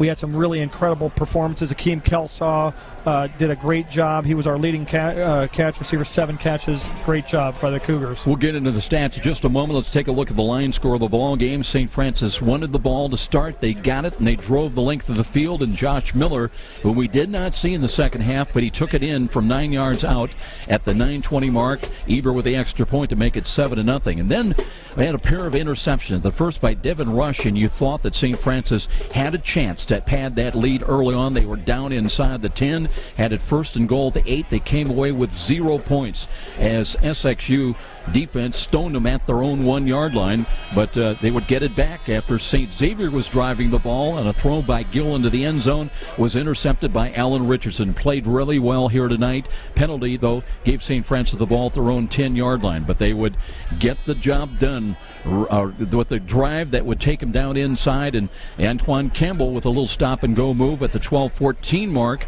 would get it into the end zone, and St. Francis, after the Eber kick was blocked at the line of scrimmage, St. Francis would lead number 1 St. Xavier at 13-0, and that lead would grow to 19-0 as Miller, rolling to his left, threw into the end zone, and Kevin Bush came from nowhere, laid out, got it at the 4:06 mark, a 3-yard touchdown toss to try for 2 points, no good, but St. Francis was up early and really for most of the first half at 19-0. That would change, though, in the final minute of the second quarter as Pisek, on a cutback move, ran 14 yards for an SXU score with 51 seconds remaining. Nolan with the extra point. So SXU on the board at halftime, trailing, though, 19-7.